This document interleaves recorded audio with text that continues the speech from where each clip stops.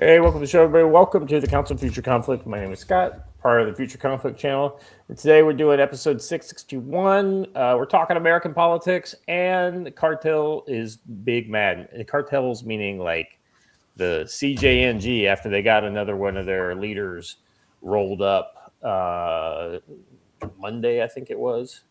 So we'll talk about that. Not nearly as much as when El Mencho got whacked, but uh, they're taking hits. I wouldn't be surprised if we didn't see the current ongoing Sinaloa CJNG cartel war blow up in spectacular fashion yet again. So we'll see. But while we do that, I'm here as always with my compatriots, Joe and Watcher. Guys, how you doing, Joe? Every day you're in Montana, I always get a little jealous. I think I'm leaving Montana in the next couple of hours, and I'll be back in a few days because apparently I have to do an dog delivery. dog run. But hey, that's okay. It'll get done. I have a development for everyone in the chat. I have decided to become worse. So we now have the heavy flamer. A heavy flamer, yes, of course. Joe got jealous when he saw the bolter action going on. Yeah, I was like, you know what? I'm gonna need this. No, someone sent that, and we're grateful for it. And it's going to be a lot of fun. Ironically, when I sent a picture of that to Gene, he was like, "Why didn't we have that a couple days ago?" So when we were starting a fire, so pretty good stuff. We've been burning the brush piles around here, and so someone was like, "Hey, this will help you with the brush piles." Yes, yes, it will. And in fact, I got a volunteer coming up today to work on that. But lots of good stuff going on.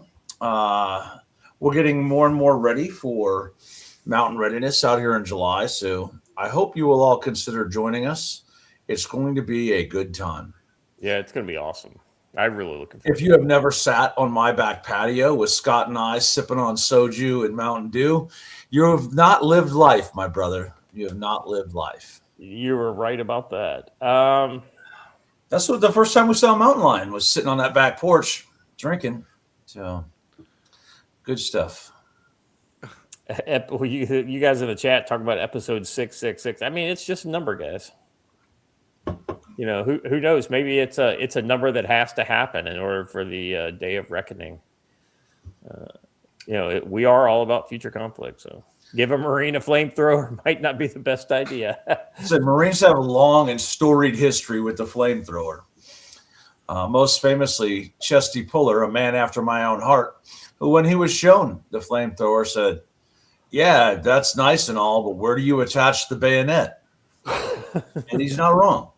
Not wrong. As long as you can put a bayonet on there.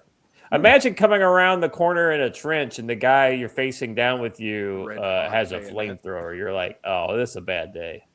Yeah.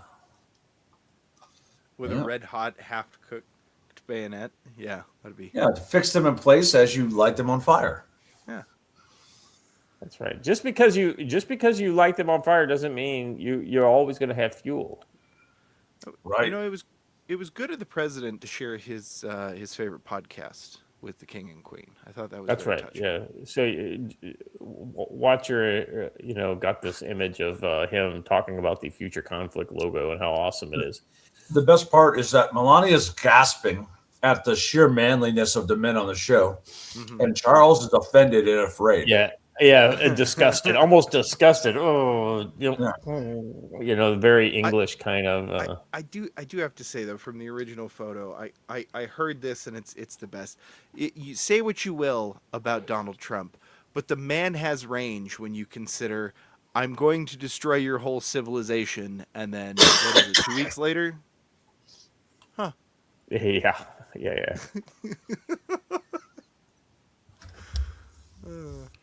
Please find the George Carlin clip about the flamethrower invention. Yeah. Listen, I did a really epic rhyme, so you might want to check that out too. Oh, you did? Let's see. Let's check out old Mr. Dolio's rhyme of the day here.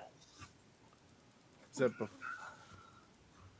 I'm just gonna have to. Well, while he's pulling that up, Joe, you and I had a bit of an exchange that's first up on the list here, and that is, you've shaken your head at some of my cultural exchanges with Japan, but I think after this most recent thing, you now see the value. Yes. This is epic and outstanding. Oh boy, both Americans and Japanese bowing down before Buc-ee's. So, funnily enough, this happened when a mutual of mine from Japan now, who is not a very big account, he's got like 600 followers, asked, "Hey America, I keep seeing this character. Who is this?" I suspect that need to go up on the wall near the collection of Buc-ee's that we have in the media room now. Oh heck yeah! Yeah, we're gonna need a high resolution version of that so we can print that out and I think that'd make a great T-shirt if I'm honest. I was thinking that, but I'm sure Buc-ee's will sue our ass off. No, I mean, maybe it's a special partnership. Edition. Let them know. Yeah, I think maybe as a special in-person only sort of thing. Maybe. Anyway, so yep, there's a lot of fun going on the interwebs. So we've got so much fun that you miss things, right, Scott? Right. Well, I mean, like say the intervening 9 wars. Yeah, I was really busy apparently. Well, but never fear, Psy-Op Anime has you covered. Here we go. Let's watch this latest episode. Oh, hold on. I'm not getting audio. Oh. 持ち出されたのは第二次世界大戦の時だった。I remember World War III? World War 11? I remember. The 22nd century Earth was invaded by a horde of monstrosities. Ah. We'll resist until the Dow is back over 50,000. Humanity is fighting for survival. Against evil, they have long thought defeated. No gender, no race. Unfurl the banner across the entire planet. We're the Leering Center Corps. Give up. Who's the super predator now? Oh She's getting better with every episode. I know, it's fucking great. We should just start making this a segment, honestly. Just our quick Psy-Op update. I know, right? That is a channel that's giving a lot of value to the world. Listen, for those who don't know, that the 1911 is not named after a model year or anything like that. It's actually Browning's model number 19, and it's called the 1911 because it was used in 11 world wars. World wars, that's exactly right. 11 world wars, bro. The irony is, Joe, is that I think that the 1911 will probably be used in every war going into the future. Like, I can't imagine a war in the future where it doesn't. Yeah, I was going to say exist. we really do need to update Einstein's old quote about like, I know not with which weapons World War III will be fought, but World War IV will be fought with sticks and stones and 1911s. Yeah, I think the next one will be World War 111. Yeah. Or would she go with the old Bilbo Baggins thing and call it the 11D1? World War 11D1. Well, my favorite part so far is what I said to you, Joe. This was before Scott joined us this morning. Scott, Yes. Scott, if I had $1 for every time I've seen someone get confused about a Roman numeral 2 being an 11, I would have exactly $1 fucking dollar.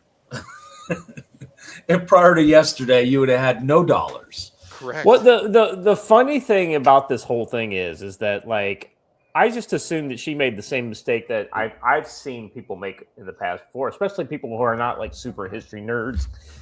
But then I saw people justify, well, in the academic community, the traditional sense of just being 2 world wars is a pretty controversial claim, and Yeah, that the leftists who went off with actually, the First World War was the 30 Years' War, and I'm like, could y'all stop trying to justify this? This is stupid. Right. It's literally her taking I and saying and just missaying it as 11, right? And I mean, if she wasn't so fucking stupid, I would be willing potentially to like. That right there is the kind of education you get at the Quality Leering Center. No, this actually has been one of my favorites. It's Charles the 111th per 11 Han Elmore. Yeah. Oh boy. Oh boy. Anyway, so gentlemen, how's the midweek treating you, Watcher? Your audio is finally a little decent. So I'm finally off my course of antibiotics, and I have hopefully will stop sleeping all day. That'll be good. Is that why you were waking up so early? Yeah, you know how when you're actually like decently sick and you just kind of sleep all the time, occasionally you wake up at weird hours and you have a couple hours of lucidity before you go back to sleep. Yeah, that was why. Well, Joe, the other day it was like, I don't know, maybe 5. It was 3 my time. Well, I was going to say it was about 5 or 6 in the evening my time, and I'm like, Watcher, go to bed, because I saw him on there, and he's like, I'm up early. I was like, yeah, well.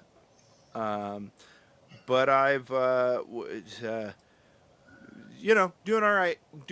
Got some coughing going on now, because the thing in my jawline is now kind of in my nasal cavity and is causing a drip. So we're hacking stuff up. It's a great time, it's good. Surgery is in like a week and a half though, so we should be. Doc says we're not going to die before then, so we will make it. All right. Anything else we need to discuss? Oh, yes. We need to discuss this $10 super chat. Oh, shit. I didn't even see that. Thank you. It just popped up. Phil Coggins for $10 says they think it's the 7 Years' War. It's the first world war to protect her. I think it's the first world war because George Washington started it by killing some French spies. We are not the same. Yep. I mean, here's the thing. It's one thing to just misspoke. If she had just said, "Oh, I misspoke," it was I, and I'd said 11, and it just and I just didn't catch it at the moment. Because I'll be honest with you, sometimes I'm reading things I may not, pick it up or whatever. If she had just said that, I would have been like, okay. I mean, she's a dummy, but I'm not gonna fucking rake her over the coal for an honest mistake. Nope. In fact, they double down on that. So.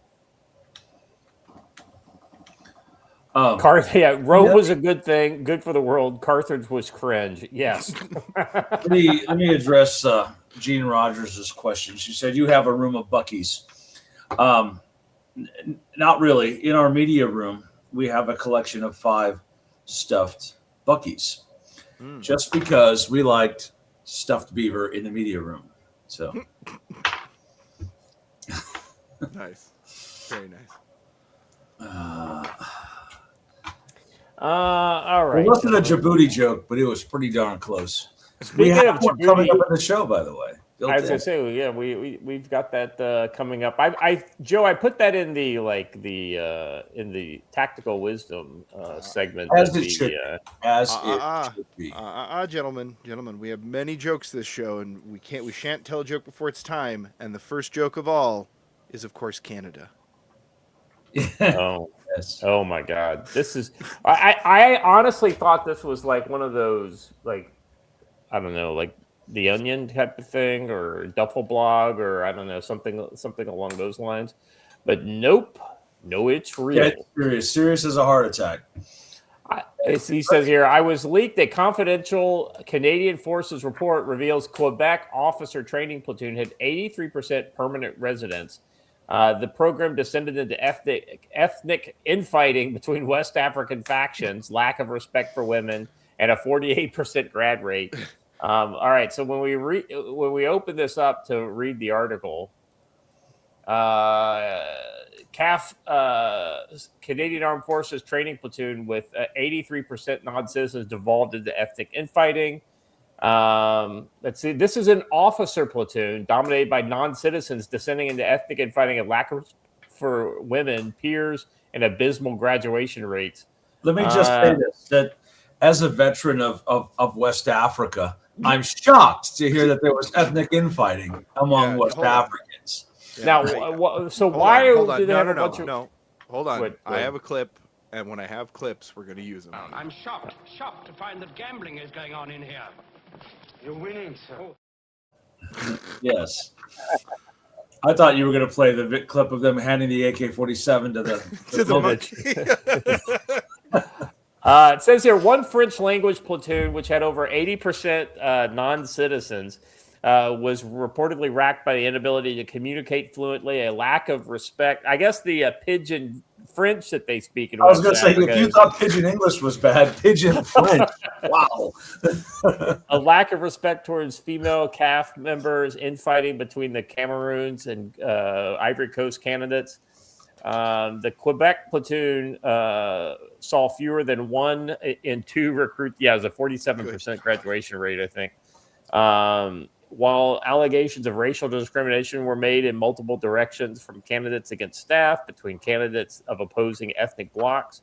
Additionally, command saw challenges in training permanent residents as they lacked respect towards women. Oh, shocked. I am so shocked to find out West that Africans don't respect women? Weird. Heavens to Murgatroyd.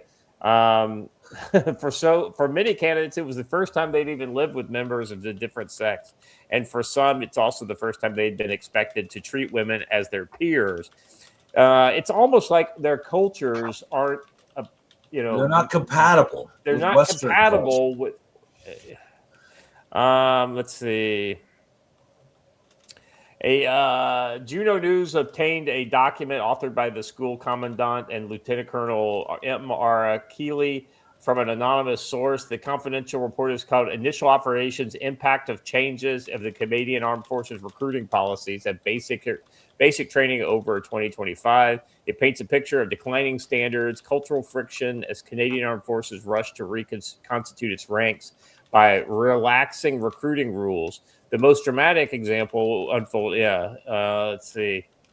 This is a basic military officer qualification platoon. So this is not like just infantry basic training type of thing, right? This is like these are the smart ones. I can't believe I had to just say that. The initial platoons arrived at the school in January 2025, were heavily loaded with permanent residents. Oh my God. Guys, I've seen some things in the U.S. Army, and I know we lowered standards a little bit during the Gulf War and whatnot, but man, it's just interesting. Further proof that the French language should be banned throughout the entire world. But remember, everyone, that if we ever decided to take Canada, that it would just be a nightmare, right? We could send the Salvation Army and win. Yeah. Also, excellent allies, right? Like when we pull out of NATO, we are really going to be missing the Canadians, man. Let me tell you. I'll be honest with you. The only Canadian I worked with in Turkey, I wanted to fire her. I wanted her to just. I didn't want. I remember. I did not want anything to fucking do with that woman. Paul Doe says, I too hope to graduate from Canadian Armed Forces Leering Center. Oh boy, don't get me started. All right, so yes, so Canada's fucked. What else is new? News film at 11. Moving on to our next one. So a little, we're going to catch it back up with our Russian pals in Mali, who, they got surprised the other day, but I guess they got their shit together. The Russian Africa Corps has taken back the city of Menaka. Where Menaka is, no clue, but based on this video, It's in nowhere I Mali. ever went. Duh. It's nowhere I want to be. So there's that. Boy, I get fucking PTSD just watching a Humvee go through a desert like this. Particularly, has anybody else a little bit sketched out that these are all unarmored vehicles? Like completely unarmored? Yeah, I That's a Land Rover, baby. Like, at best, they have some sandbags in the doors. No, they don't have sandbags in the door. Yeah. And let's be honest, as much as we'd love to say the Russians are better than the Chinese and whatnot, I Western equipment and even some Western equipment is basically Temu quality military gear these days. I was going to say, when I got to my first unit in the Marine Corps, I was issued a literal Vietnam flak jacket. So, Joe, you remember the early days of Ukraine? Oh yes, like we all do. Are we going to talk about the water-cooled Thompson again with the red dot on it? Maxim. It's a water-cooled Maxim. Oh, that's right. That's right. I'm not really sure what he is wearing. Oh, man. Can you hear me now? Yeah, we can we hear you. heard you then. Okay, yeah, I started roboting real bad. So anyway, no, I was gonna say, do you remember the early days of the Ukraine war when like all that cool Russian gear that we always assumed was pretty damn good, like those Tiger, those up armored like Humvee type, like all that shit started like not performing very well in gunfights. Now, part of it was the way they were using it, but I was really surprised by some of the kind of the deficits in Russian gear. I don't know. Some of that might be just maintenance problems and whatnot. But man, I hated to see some of that stuff not work. You got to love maintenance problems. firing the Dushka while looking at the gun about half of the time. I know, right? My favorite part is how this car used to have a rag top. Used to. What? Yeah. So like when I was a training officer at OCS, one of the things that pissed me off more than anything would be somebody would be on a saw, right? And they would be firing the saw and looking around and see what's going on. And I'm like, you got to fucking if you're going to fire your weapon, you have to look down the sights. You can't. Yeah. Oh, but there's blanks. Oh my God. But there's tracers, so why do I need to use the armor? Or why use the sights? Well, no, but Joe, that would have at least been an argument, right? Right. Like, but they weren't even looking. They had no idea what they were shooting at. This is, but it was blanks. So it's like, oh, no harm, no foul. No, you do it with blanks, you'll do it in real life. I've been to Africa before. You mean shooting? It's not just whoever makes the most noise wins? That's right. That's exactly right. It's exactly right. Oh, gentlemen. I've been on both sides of Africa, and that's kind of what they feel like. Whoever shoots the most bullets wins. Yeah, I tell you what, Africa is a continent that if I had never go to throughout my entire life, I will count myself lucky. No desire. Far west and the far east, I have no desire to see what's in the middle. For a long time, back in about almost 30 years ago now, I dated a South African girl, and I wanted to go to South Africa. But based on what I've seen now, no, I there's no fucking way I would go to that. Let me just tell you that based on sheer resources alone, Africa should be Wakanda, but it's not, and there's a reason, and it's just not that complicated. Lance Corporal Veteran for $5. Thank you very much. Terrence Pop. During the invasion showed one of the Russian gear being sold online. It was being declared a shortage of the front line in Ukraine. Yeah. So that was one of the Russian way, right? Yeah. So that was one of the biggest things that they learned was that, you can make a great truck, right? Let's assume like truck A is a Russian truck and it's great, and you make 1,000 of them, right? And you equip your armed forces with them. Okay, if it rolls off the assembly line, it's great. That's good, but it doesn't stay great if you A, don't maintain it, and B, defer maintenance, and you basically take maintenance dollars from the unit and put it into the general's pocket, which was what was going on. And so this was a systemic problem within the Russian army. And I'll be honest with you, and I said this live on the show multiple times, I don't think Putin would have done what he did if he knew how fucked up the Russian army was during that time. Hell, I think we said that before it happened, didn't we? I know. We didn't know how fucked up. That's why we were all saying, "Oh, this will last about 3 weeks." Well, no, I mean, because we assumed the Russian army was exactly as they presented themselves, which, maybe that's naive, but, the army tends to be a little more squared away than the rest of Russian society. Yeah. Wade makes a great comment. Favorite story was about an organization giving a village in Africa some cows to start a farm. They had a massive barbecue instead. Yep. Yes. Yeah. That is Africa in a nutshell. Well, and that happened recently too, Yes.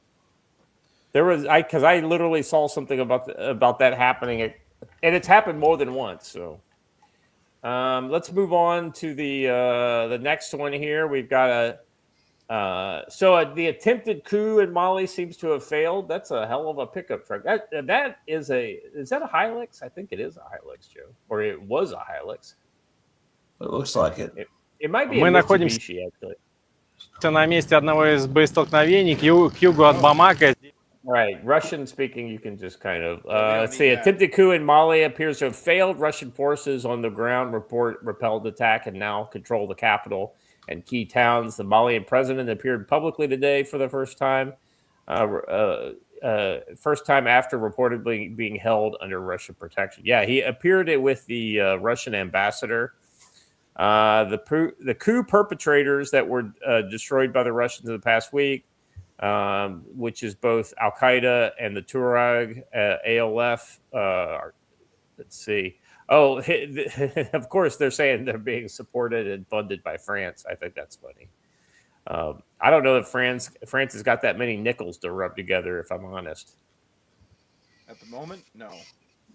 That's what I'm saying. It's like if the CIA had a reason to be there, then maybe that's true. But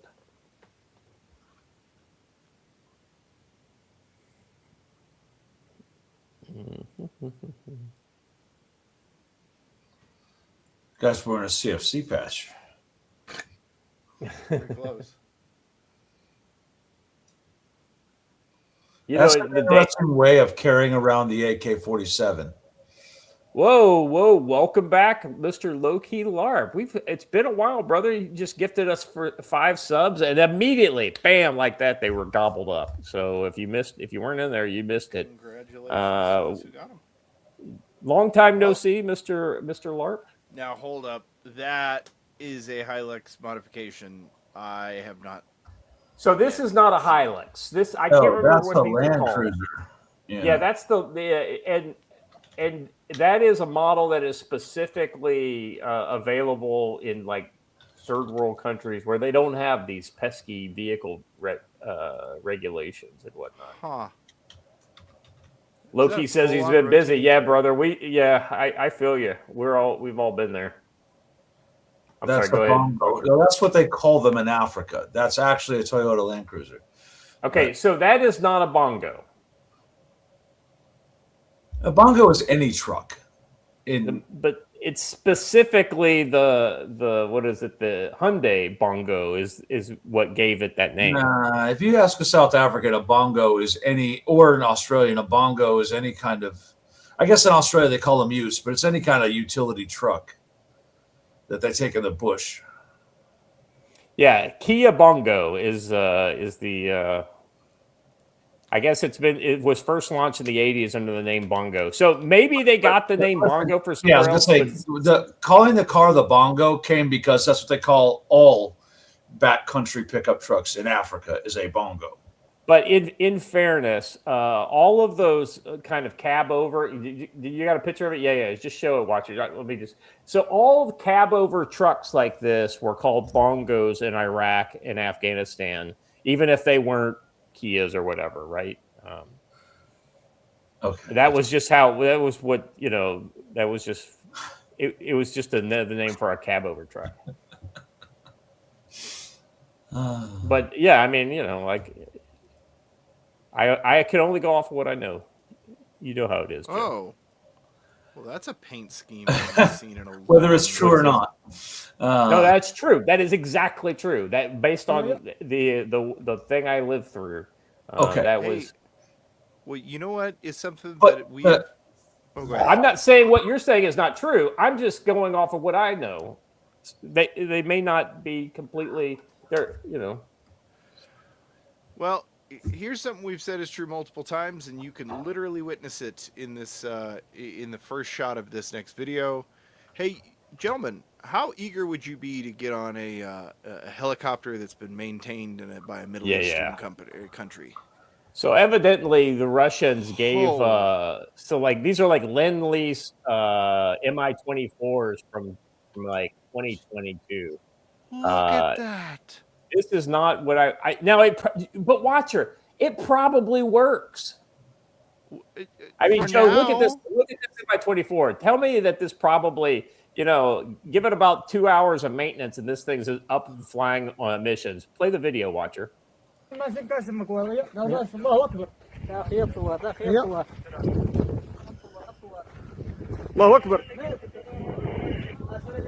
Oh god. Now it doesn't have the rotors on it, so yeah. It's clearly aside from the obviously missing hardware, it could be flying. Like it's Russian. I'm pretty sure this is from a motor fire. Well, they just don't burn very cleanly in general, and that happens on all of them. Yeah. Right. Well, this is kind of an interesting modification. I assume that those shoot flares. Those are probably flares. Yeah. Huh. Good lord.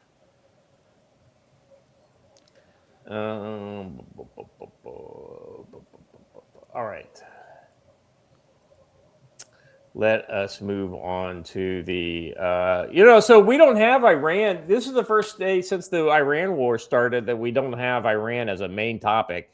But we did have a little check-in here with, I guess, a Truth Social post from good old President Donald Trump here.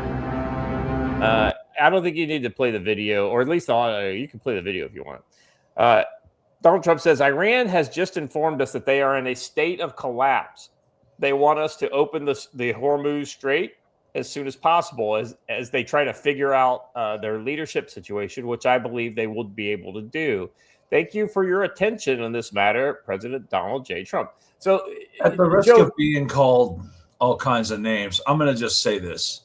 This man needs to shut up about the Strait of Hormuz. Until we have some clarity, just stop talking about it. Because here we are once again with the rabbit season, duck season thing.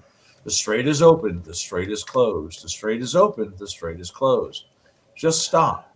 Well, the irony. Make a statement. Yeah, I'm with you there. I think the Strait of Hormuz is honestly not an issue at this point. It's completely like the strait is not going to be resolved until Iran either completely gives up or completely collapses. So the only thing that I took away of any interest from this post was that they are in a state of collapse, which would kind of match with what we were talking about when they were saying we're going to meet with the teams, right? We're like, which team? Because there's clearly more than one team in Iran right now. Yep. So I wouldn't be surprised if, and as Joe, you kind of mentioned earlier, they may collapse. The Iranian regime that currently is in charge may collapse, but you may not like what comes next. If they're a bunch of 12ers, then ultimately they're willing to blow the entire world up in order to, Yeah, it all depends on who comes out on top. And in a society like Iran's, or really pretty much anywhere in the Middle East, whoever is able to claw their way to the top is probably not going to be a friend of the West. Oh, see, I knew everyone was going to say that. Y'all, I was not speaking ill of the Golden Donald. I was just saying maybe we should just be quiet about it for a while. He of the bees. Some of y'all just, wow. the beekeeper. Well, who knew the gold was going to represent honey before it was all said and done? Right? That's what I didn't know. All right. I'm still back at the start of the show. I'm currently wearing a Bucky's t-shirt. My son is wearing this Bucky onesie and fans. I have to, before Mountain Readiness happens, I have to actually color in and build the Bucky's store that Be Prepared bought for me and handed to me. He goes, since you live up there now and you can't get to a Bucky's, I thought I would bring the Bucky's to you. Nice. So we will have a little mini Bucky's store on the counter here. So that's cute. Yes, the way everyone feels when I say things like that. Well, look, Scott's probably got a better transition than this, so I'm going to let him get to it. I just want to take the first images of still here and be like, I don't know who that is, but what a baby face. Well, so like I was asking the guys if they had heard of this guy or know anything about him. So in a way, it's kind of nice to not have kind of a bad opinion about somebody who says something good. So I'm going into this completely like cold, right? Before we play this, I just want to point out that this looks like a Saturday Night Live skit before it even gets started. I was going to say, he looks like either a game show host from the '80s or a used car salesman or a gay dance show. I'm not really sure what all those guys are wearing. Like, listen, man, the guy with the beard over there, Miami Vice was very much a 1980 to 85 thing. Knock it off. And the lady on the right doing her Pam Bondi impersonation over here. Yeah, it's wild going on. Why are we seeing terrorist attacks from radical Islam within our own borders? Where did this come from? Islam is largely alien to American history. It certainly didn't come into the United States on the Mayflower. It's something that we deliberately imported as a matter of immigration policy into our country. And it's going to destroy us just like it's destroying Europe right now. It's our job to stand up to that, to stand up for our values and to prohibit alien cultures and alien ideologies that do not comport with our own government governing framework. And that's why I'm proud to be part of the Sharia Free America caucus. Why are we seeing terrorist attacks? So he's talking about the Sharia caucus, which this is actually the kind of the segue. I wanted to use his thing as a segue into this. Have you guys heard about this? Because I think this is this is actually one of the best kind of ideas I've seen come out of Congress in a while, where they're actually standing up against this foreign alien idea of Sharia, of importing Sharia into our country and allowing that to dictate what anybody does in the borders of the United States. Oh. Married to Dinesh's daughter. I didn't know that. Gentlemen, I've been sent a video that only applies and only really works in the odds and ends segment. So, all right. I'm just gonna get. How many anti-tank mines do you think they have in Ukraine? Oh, that's just a great video. I saw this one. Are we? This is probably not the best. Sorry. Go ahead. I just said it's probably not the best way to unload anti-tank mines from a vehicle. No. Yeah, so evidently this is an older video, right? I think when I first saw that, I was just like, that ammo dump goes up like a mushroom cloud, and they'll be like, "Oh, Russians must have hit the ammo dump." No, I don't think so. I don't think it was something else. In fact. I think we should, before we go on, I think if we're showing real but funny videos, I think we should do the skate or die video. You still have that, Watcher? Yeah. I don't think I still have it. Do you have it? I had it in one of my feeds here. No. I don't know where Totally radical, bro. I know, right? It's so funny. Where did it go? Oh, Wait, I got it guys right know- here. I got it right It here. looks like my kids pouring a bowl of Cookie Crisp for breakfast. Don't lie, Wade. You're talking about yourself. You're eating the Cookie Because Crisp. that's how Go I away. pour a bowl of crispy Cookie Crisp right there. So you know how we've brought you guys all kinds of great new Battlefield innovations Yes. over the last few years. Yeah. Be it hyper gay Ukrainian scooters, or some of the new interesting the dog. You guys remember First the per- dog, right? Yeah, first person drones. You know, that's No. something that we that innovation we brought to you here on this channel before you heard about it in the mainstream media. Behold the future of shredding the battlefield. This is a Temu, by the way, sponsored this. This is a Chinese skater die. Troops using electric skateboards. This is the key to urban movement silently. Yeah, right up until it's defeated by a curb.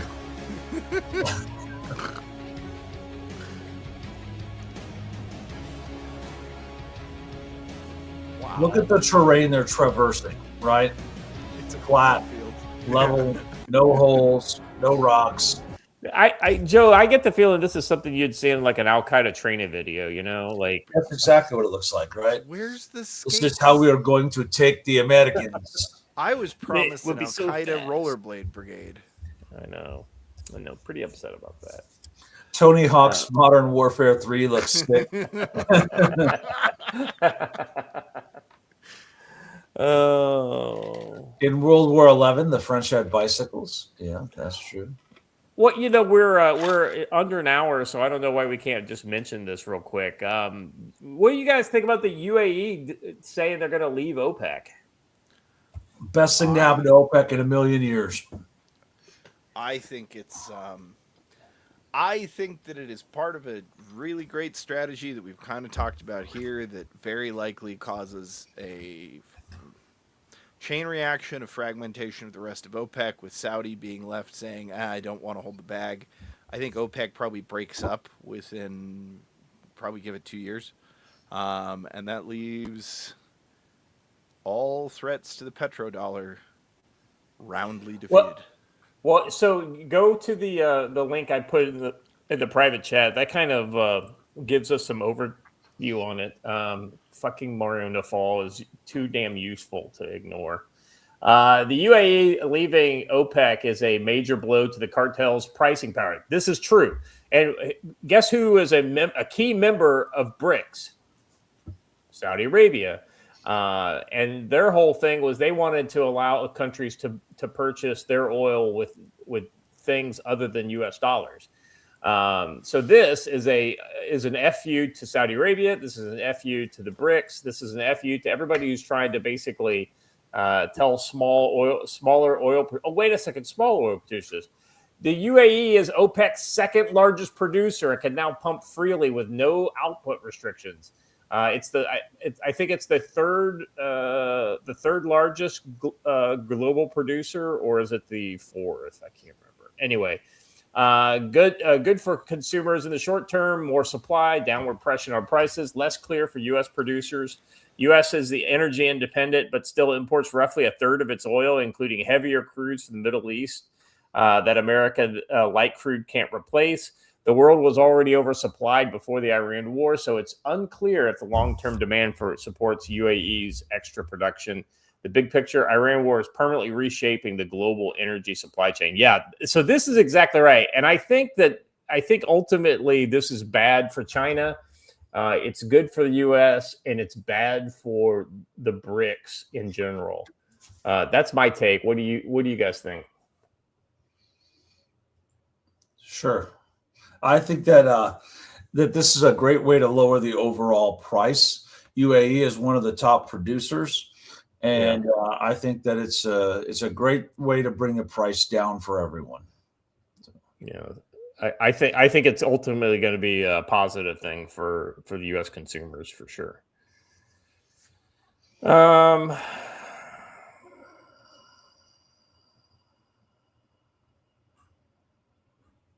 All right. Let's see where we go next here. Oh, we've got some Hezbollah stuff here. I'd forgotten about that. All right. Yeah, this is a big explosion. Now this is supposedly a leadership event. Let's see. On credible input, Israeli Air Force has targeted a complex where planning meeting of Hezbollah commanders was going on. At least 50 Hezbollah members killed, including top commanders. Were they holding a planning meeting on top of a bomb depot? Well, I mean, go figure, right? Because that's definitely secondaries. Yeah, right there. Yeah, that's definitely a secondary. Yeah. So, I mean, it makes sense that they would meet at a military facility, right? It's probably an underground facility or something along those lines. And we don't know how many.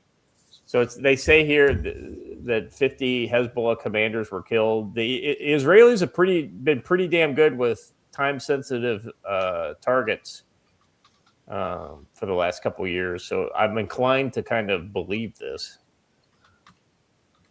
Unless evidence of the other contrary, kind of.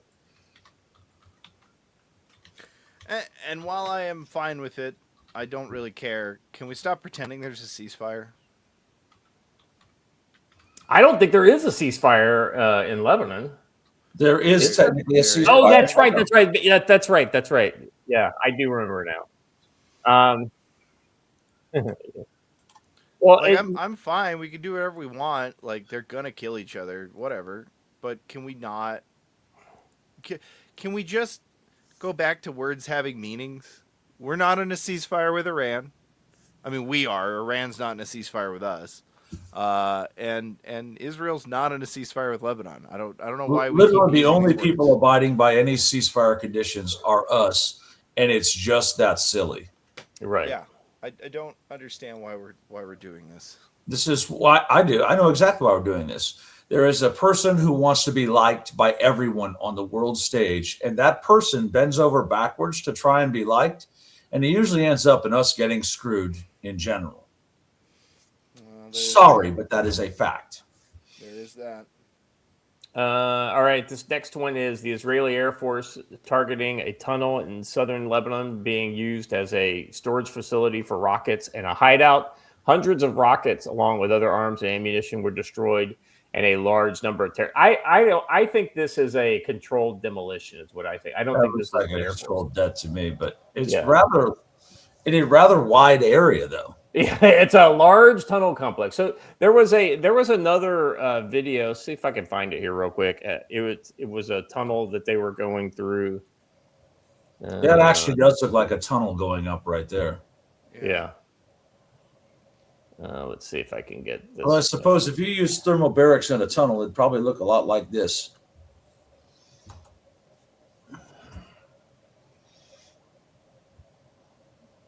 All right, so watch her dropping this in the private chat right here. I don't know if this is the same one, but this is the kind of tunnels. This is representative of the kind of tunnels they're seeing in. This is an IDF video. So it looks like a little spider hole, or it's a basement wall. These vaulted ceilings, underground passageways. I mean, these cover a lot of ground,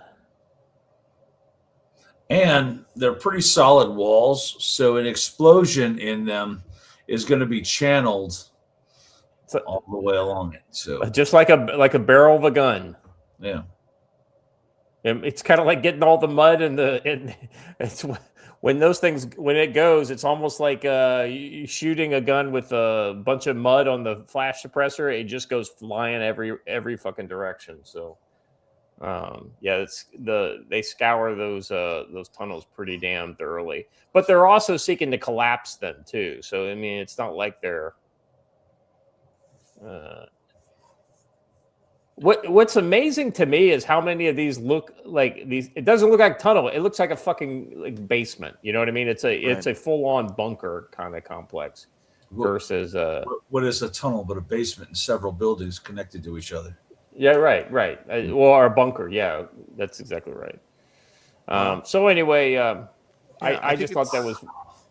Well, but I think it's time we move on to our ad segment, though, isn't it? And I thought we had our first official sponsorship today. That's true. We do have our first official sponsor for. I guess we're going to call this Djibouti the Railways. When you need to rail Djibouti, I mean, hold on. We got Djibouti Railway.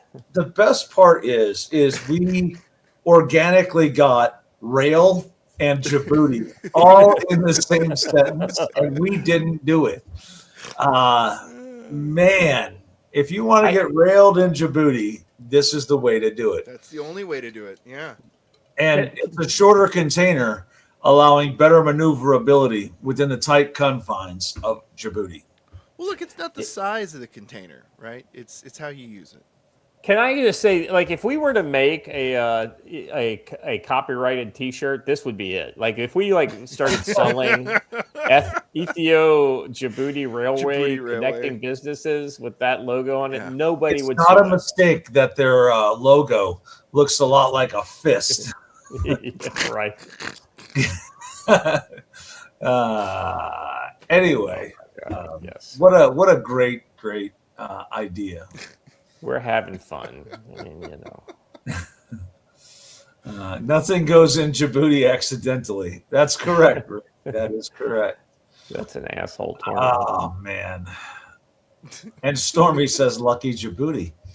I listen though, Stormy. I'm not sure that Djibouti is very happy about having Ethiopians all up in there. No, I know, right? I wouldn't be. Oh boy, that's a bumper sticker right there. Yeah. All right. It's Joe. What's going on with tactical-wisdom.com? Nothing. I mean, there's a website there, but nobody's interacting with it because nobody's buying any books. Nobody's signing up for any classes. So let me implore you, my dear friends, that in order for all of this to work, I need people to attend classes and buy books. So tell your friends to tell their friends, and vice versa, and get them to take a look at our training courses. We've got a lot of great stuff coming up. One of our more well-received classes is combatives, and we have that coming up several times this summer. It's essentially one class a month. And if you've ever taken combatives once, you can come back and take it again for free anytime you want, because I want you to get the reps in. I want you to practice those skills and get used to it. Next week, I do my first class back at the Swan Mountain Outfitters Guide School, where I'm teaching mountain hunting guides, a little land navigation action. And I've taken that one-day class I do for them and turned it into a one-day land navigation class that you can take here as a standalone.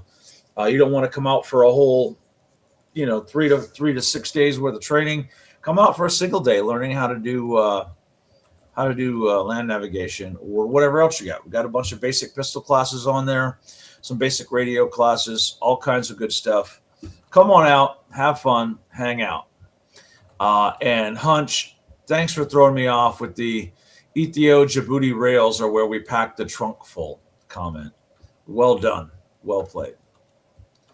Anyway, if you haven't registered yet for the NC Scout RTO and SIGINT classes on June 12th through the 17th, do it because we need to get a certain number of enrollment in before he decides that it's not worth it to come out. During that same time frame, we will have Kay out here also doing patrolling fundamentals, which is going to be a good class. So come on out, man. Come hang out at Camp Ponderosa. I guarantee you'll love it. It's a beautiful site, and you'll like it as much as we do. I tell you what, if you've been waiting for a week to get away and you're not a beach person and all that kind of stuff, literally the week, before Joe and then going into mountain readiness, right? Yeah. That would literally be the time to do it. There will be a lot of great stuff going on and great people being here. As I understand it, the guys from War Lizard Tactical are going to have a pretty good hot dog barbecue out here, and I've arranged for a pretty cool taco bar. So there's going to be a lot of stuff kicking off that week before and going on all the way. So come check it out. Who knew that Stormy speaks Djibouti? Excuse me, miss. I speak Jive. Djibouti is not really a speaking out loud thing. It's kind of like getting close and whispering in somebody's ear. It's got to. Yeah, it's kind of like it's kind of like ASMR, but Yeah. All right. Let me Oh do no, the brush I do beater. charge extra for beating on people. It's a lot of fun. Or Blizzard. That's funny because they serve glizzies. I get it. I get the joke, Wade. You're like, I get that reference. All right. Let's do the brush beater ad, shall we? All right. In the midst of a rapidly deteriorating security environment in the U.S., with surging political violence, terrorism threats, and relentless street crime pushing cities and communities to the breaking point, normal order is fraying fast. When cell networks fail, get jammed, or simply can't be trusted amidst the chaos, you need independent communications you can actually control. Brush Beater Store has you covered with the RT950 Pro, a high-performance handheld radio with a built-in spectrum analyzer for scanning frequencies and detecting unusual activity, wide multiband coverage, including CB and ham, GPS for coordination, and strong transmission power to keep your family, group, or neighborhood securely linked when everything else goes dark. Back it up with the RTO 3-day course, intensive field-proven training that teaches you how to create SOIs, manage frequencies under pressure, and run secure group comms in a high-threat environment. This turns good gear into real capacity. Get the RT950 Pro and build your net at brushbeater.store/collection/handheld-radio-ht, or enroll in the RTO course at brushbeater.store/collection/training. Use code CFC10 for 5% off all radios and accessories and courses. Orders over $100 shipped for free. Big thanks to Matt over at the Brush Beater Store for powering the Council on Future Conflict as political violence, terrorism, and World War XI creep into the American psyche. Head to brushbeater.store, enter code CFC10, and build the connected, capable security presence your community needs now. All right, back to the show. World War XI. Here at Djibouti Rail, we carefully inspect every caboose. That's good. That's good. Well done. Well done. I should have wrote this brush beater ad as if we were just coming off the heels of World War XI. Yes. Laserham says, I recognize that antenna. Hey, after attending that class, the Laserham created his own fold-up antenna, and it's fantastic. So,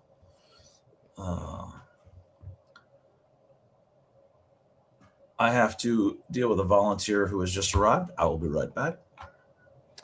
We appreciate you, Stormy, too. Thank you for dropping in, even though you're got to get back to work. I'm sure you'll catch up with it on the replay. So we thank you for your patronage. Thank you. All right. All right, Watcher. Let's go into our. So normally we do like domestic Fridays, right? That's our. But like, there's so much going on. There's it's setting the stage for whatever the fuck it is that's going to come next. And it's so I'm trying not to kind of like get too focused on one thing because all of this stuff is kind of connected. What were you going to say, Watcher? I'm sorry.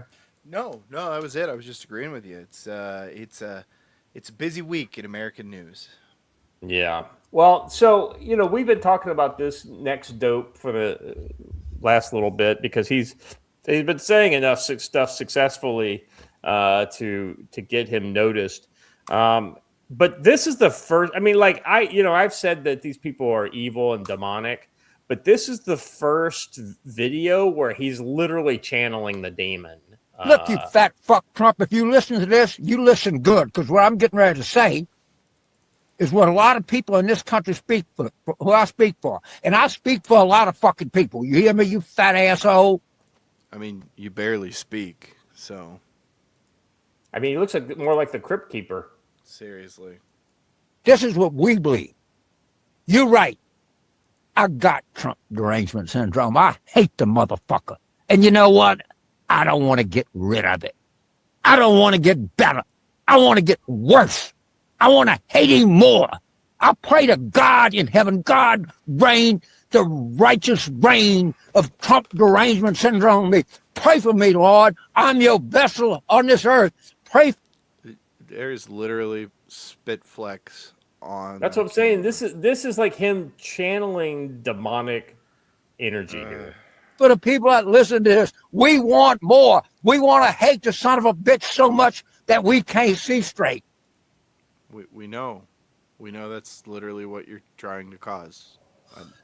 You'll know, like, when people argue with me on the internet, I point out how using profanity makes you sound like an idiot. Yeah. That's it right there. Carville is just an evil man, and Yeah. he will get his one day. So Yeah, but here's the thing. When you pray to God to let you hate somebody more, that's when you have to you're start missing the entire point of God. of God. Exactly right. I mean, it's Jay Clark is know- right. If you were satirizing him, you would not have gone that far. It was just too over the top and ridiculous. Man. Yeah, you want to, in a way, you want to kind of like, oh, I feel bad for the old guy. He's like losing his marbles and whatnot. But no, I think here's the thing. He's one of these people. He hasn't lost his marbles. He's lost his filter, right? He was always a political guy, right? And political people have to kind of keep the mask on, right? His mask is gone. Doug Omega figured it out right there. Put his comment up there. Which one? The last one he did in Rumble. Doug. No. Yeah. This is a typical boomer who is hell-bent on achieving his fantasy utopia before he dies. It's a hard lesson for these boomers to learn that they will die before they achieve total dominance. 100%. And to add insult to injury, Carville knows that he's no longer relevant to literally anyone. Obama was his last ride. Now he's literally no one. And he wants some relevance. And the way he gets it is by screaming at the TV.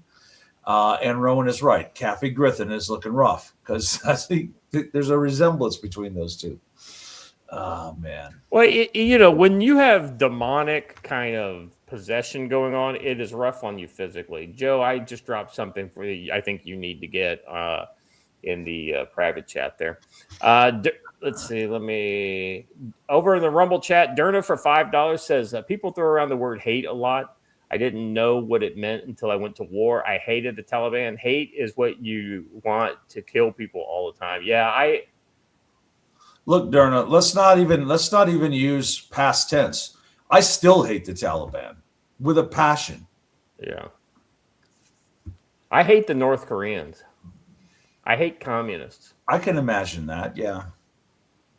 The war with North Korea is the war that we should have had, if I'm honest. I always thought that would be the last righteous war.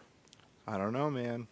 We've got another. Listened to Churchill and not stopped in Germany in Berlin at World War II, we wouldn't have had to worry about North Korea in the first place. So that was Patton. Yeah. Yeah, rearm the German army and send them right into. As Patton said, we're already here and we're already on a war footing. Let's just keep on going. Yeah. Because Stalin was the worst guy in World War II, and the sad thing is Churchill knew it. FDR did not know it. Truman didn't know it either, or if Truman knew it, he didn't care.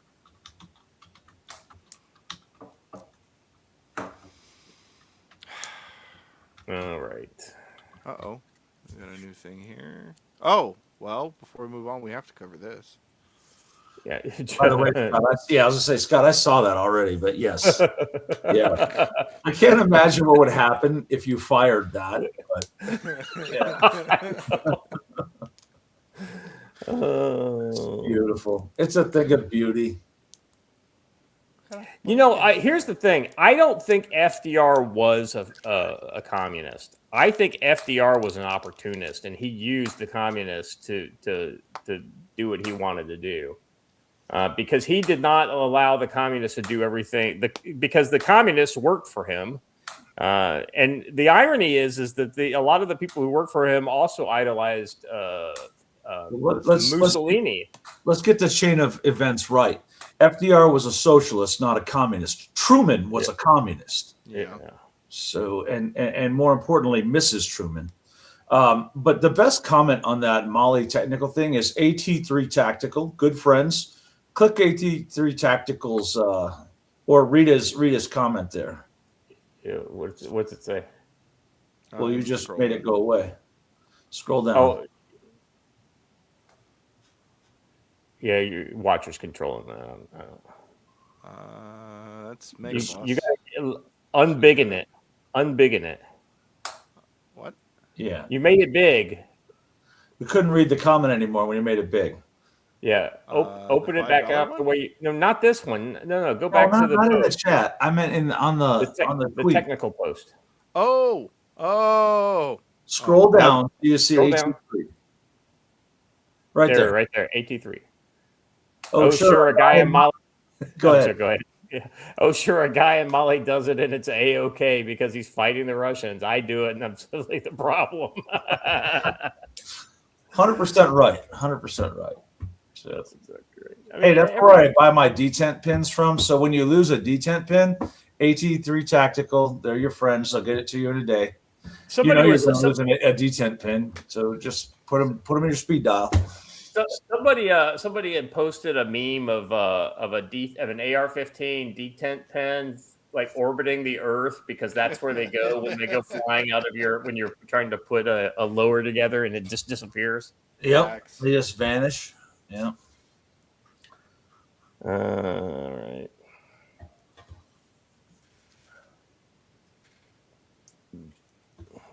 No, somebody else. Third world countries. In one of these books, I have a book about the detent pin going missing. It's a whole coloring book, and the chain of events is the guy loses his detent pin. He can't find it, so he drives to the store to go and get it. And as he's pulling back into the driveway and he gets out of his car, there's a detent pin just sitting on the floor, which is how it goes every single time. Yep. Well, we just talked about Mali, and now we're going from one third world country to another, Virginia. Well, a third world country's Supreme Court would have been paid off. Evidently, the Democrats forgot to pay off the Supreme Court before they did this because the Supreme Court basically just goes, no. Virginia Supreme Court has officially denied the Democrats' attempt to reinstate the 10 Democrat, 1 Republican congressional map, refusing to pause the lower court orders that block certification. So let's listen. This is a Fox News clip here. Let's listen to what they're saying. A circuit court in Virginia ruled a short time ago, within the past 2 hours, that the redistricting referendum passed by voters yesterday is unconstitutional. The judge is now blocking certification of the election and denying a motion to stay pending appeal. Virginia's Democratic Attorney General responding by posting that he plans to appeal that. Correspondent Mark Meredith has. Brett, good evening to you. Plenty of new drama here in the Commonwealth tonight. Republicans are challenging the legality of yesterday's ballot measure. They have asked a judge to throw out the case, essentially to wait for it to happen. An injunction was issued. The judge agreeing. Democrats, as you mentioned, say they are going to appeal, that there's no merit to this case, that they believe this is an attempt to override the will of the voters. Either way, Brett, this is creating a lot more chaos ahead of November's midterms. Donald Trump and Republicans launch this gerrymandering war. We're going to finish it. Tonight, Democrats are claiming victory after Virginia voters narrowly approved a referendum giving state lawmakers power to redraw congressional whoa. I got something even better than that. Drop it in the private chat right now, guys. Hold on. This may be breaking news. Okay. Well, which one? The arrest? No, this is the Supreme Court. Voters who challenged. Good morning. Okay, so this at first blush here is a win for the plaintiffs who were not black plaintiffs. They were non-minority voters who challenged this decision. These two districts that were minority majority. Essentially, Louisiana had drawn up districts, and then they were told in a legal battle that they had not represented black and minority voters sufficiently. They went back and drew a second district. So they had two of these minority majority districts. Well, then non-black voters sued and said, this is now violating our rights on the basis of race. So it looks like this is a 6-3 decision. There is one concurrence here, but it looks like the dissent sticks together with Justices Kagan, Sotomayor, and Jackson. But here's what the majority says. They say in some, because the Voting Rights Act did not require Louisiana to create an additional majority-minority district, no compelling interest justified the state's use of race in creating SB 8. That was those two new districts. That map is an unconstitutional gerrymander, and its use would violate the plaintiff's constitutional rights. Now, this opinion is almost 100 pages long, so we're going through to see if... So let me stop here point in the out- middle. Oh, Oh, go ahead. Go ahead. No, you first. All right. Well, then I'll go. The whole point of the Civil Rights Act is that it's a double-edged sword. You can claim all you want that you need to promote other races ahead of others, but you also cannot promote other races ahead of others. And this is just saying, hey, you can't actually do this because then you're disenfranchising the people who actually live next door to these people. Right. Yeah. So when you acknowledge the fact that, okay, yes, we have a minority of 30% in, say, a state, and you can't discriminate against. Okay, that's fine. That makes sense. You can't discriminate because they're people too. Okay, but then totally you also understand. Discriminate against the 70%. Exactly right. Right. Because that's exactly what they've done since the 1960s. They said, oh, well, they've got to have representation. Okay, well, then who's the representation? Oh, well, we're going to draw new districts to make sure that they get their representation. Which is why affirmative action has always been illegal. Joe, how many Republican congressmen are there in New England? About one. Maybe. I think one. Yeah, Yet the population is 40%, 40 to 45% conservative voters. Every blue state is like that. I know, but single that point blue state is like that. And that's what I'm saying. The second we start doing the same thing, they shriek. They shriek like demons. They act as though this is starting a because civil we're war. calling on their shit, and this scares them more than anything because we're not letting them play the game anymore. And this is what's going to send them to violence because they don't have a response. I think you're right. I think you're absolutely right. It says something more broadly about the Voting Rights Act. That had been the fear on the left, that somehow this decision, if it was favorable for those challenging these maps, that it would somehow do a big chunk out of the Voting Rights Act. Haven't gotten to language that suggests that yet. It sounds like this decision is primarily about what happened in Louisiana. So we'll keep digging through this. But for right now, it's a win for those who were challenging these two minority-majority districts. Now, as we read through this and figure out the broader implications, there were 20-plus districts across the country that would have potentially lined up with this decision. They could be open to challenges that they were drawn on the basis of race, or that it was the primary factor that was used in drawing those districts. Most of those are throughout the South. So we'll look to see if there's enough sweeping language in this particular decision that may have a domino effect on some 20 other districts. Could be huge for the midterms. We'll continue to read through. You got it.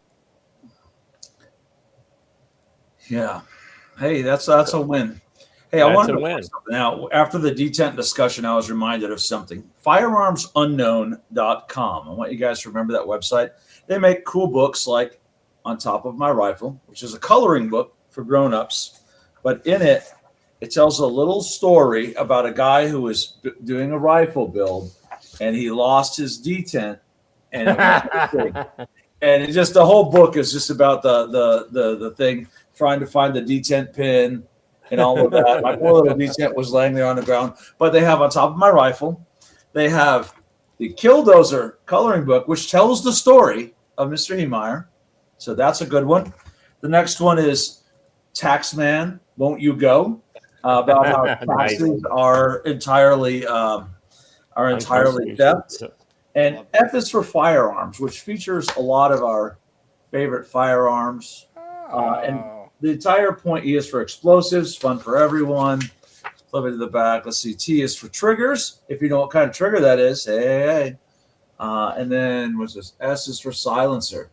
Anyway, great stuff. Check out their stuff. Support the homies, right? Firearms Unknown is good. Master Ken read his Three Little Pigs book. He actually has 2 Three Little Pigs books, and I have them right over here. So good stuff. Check these out. Firearms Unknown. Good people. Very good. All right. What do we got next here? So Virginia. Okay, so the king came to town, Joe. Now let's preface this, right? If we rewind a week ago, what was everybody fucking whining and crying about? No Kangs. Yeah, I mean, you had no Kangs, but I'm talking about the British situation on X. Remember, like, all the conservative Brits were freaking out because the Americans were like, weren't just immediately going to the mattresses with them on the whole Argentina thing. You know, Donald Trump said, "Oh, we're going to be neutral between Argentina and the UK on the Falkland Islands," and we acknowledge that it's legitimately British at this point. Like, yeah, that's actually a wrong take, right? We should not be neutral. So, well, I honestly think this is a great example of Donald Trump just, hitting his political enemies back. And because of this, a lot of British people were like, what, America fucking, fuck America, all this kind of stuff, right? And so ultimately, Donald Trump, I think, sent an interesting message with this, because it's exactly the mixed message you would expect from Donald Trump. But of course, there are the people reading the tea leaves on this is to show I love the British people, but I hate the British political leadership right now, is kind of like the message I think he's trying to send in his own unique way. But I have to make my principled statement here. As Americans, do we or do we not believe in the determination, the free determination of peoples as to who their government should be? 100%, right? And that's exactly. And the Falkland Islands should be British. Right. Well, I agree with you. And most of the people who are there right now are British people who moved there. Yeah. They're not some descendants from Argentinians. I will say my side of this, which was, I agree with you. I think that morally they're absolutely British. I also think that in the same way we said about Ukraine, that if you neglect your defense capabilities to the point where you are no longer able to actually defend that claim, then natural things happen and the USA doesn't have to pay for you to defend it. No, that's actually a relatively good point there, Watcher, right? We've said time and time again that if they're not willing to put the money out to defend Europe, why would we support NATO, right? In fact, we should withdraw from NATO because they don't need us. All they're doing is they're using us as a call option on our military so that we can solve their problem when their mouth gets them into trouble. Now, to a lesser extent, like for instance, Estonia, right? Like Estonia, the people have determined they want Estonia to be independent and not part of Russia and all that kind of stuff. That's great. And I totally agree with that. And I don't want Russia to invade Estonia. But if they fucking run their mouth and they don't have a military to back it up, it's not on us to come fucking save them. And so to apply the same standard to the British here, I don't know what Donald Trump is trying to say here. All I know is what I see and what I think, right? And what I think is that when you're weak, people are going to pick on you, especially when you have nice things that you're not willing to defend. And, Joe... And especially when your islands specifically are not included in the NATO agreement. That says North Atlantic. North Atlantic. That's exactly right. So this would be a non-Article 5 use of NATO power if we were to use it. Now, that being said, Afghanistan was a non-Article 5 NATO mission. Well, so there is precedent for this. But well, that being said, it's kind of like on our mercy if we want to bail them out. Well, there's a lot of precedent for it. Let's talk about for just a moment how much we went through last time. Our Secretary of Defense was knighted because we did so much for them the last time they had to defend those islands. We gave them use of untold numbers of logistics bases. We paid for all the ammunition that they used in the first, I think it was like 4 weeks of strikes. We literally offered to lend them an aircraft carrier with a merchant marine crew because they weren't sure theirs was going to make it. Well, it was the longest sail that the Ark Royal had done at the time, so. Correct. Yeah. Well, the other thing, Joe, the British recently were actually attacked on their in Cyprus, and they were fairly unable to. And they did nothing until the Hellenic Navy showed up to protect them. Yeah, 2 weeks. And SMH again. No, the UK wasn't going to give Diego Garcia back to the original peoples of the island because there were no original peoples on the island. They were going to give them to an island chain that it's Mauritius, who's Mauritius, who actually said, we don't want it. We can't actually afford to govern that island. They were going to give it back for literally no reason whatsoever. So well, and I guess the people who were in charge, the people who live in the Diego Garcia area, they said that listen, we want America to take us over. If the British leave, then we want America to take us over because you guys actually you're a fucking stakeholder, the biggest stakeholder here in but the only people who actually live on that island that are not military personnel moved there from other islands to support the military establishment. To work. Yeah, exactly. Because the jobs are there. Yeah. Address Dernif's $2 one because it is glorious. Yeah, Dernif for $2 says, I don't recognize any country called Estonia. It's called shithole Finland. I would disagree. I would say it's probably shithole Poland, Lithuania. But it's potato, tomato. Yeah, exactly. Yeah. Well, let's get to what that rusty old king said, shall we? Let's see does he have anything worth listening to? The Christian faith is a firm anchor and daily inspiration that guides us, not only personally. Now, push pause here. Is he saying this because he's in friendly territory and he knows in America he can say that, whereas in England he can't? Or is he saying it because he actually believes it? I think option 3. He's saying it because he knows that there are many Americans that are incredibly pissed off about this, and the whole point of this visit was to ingratiate themselves. Yeah.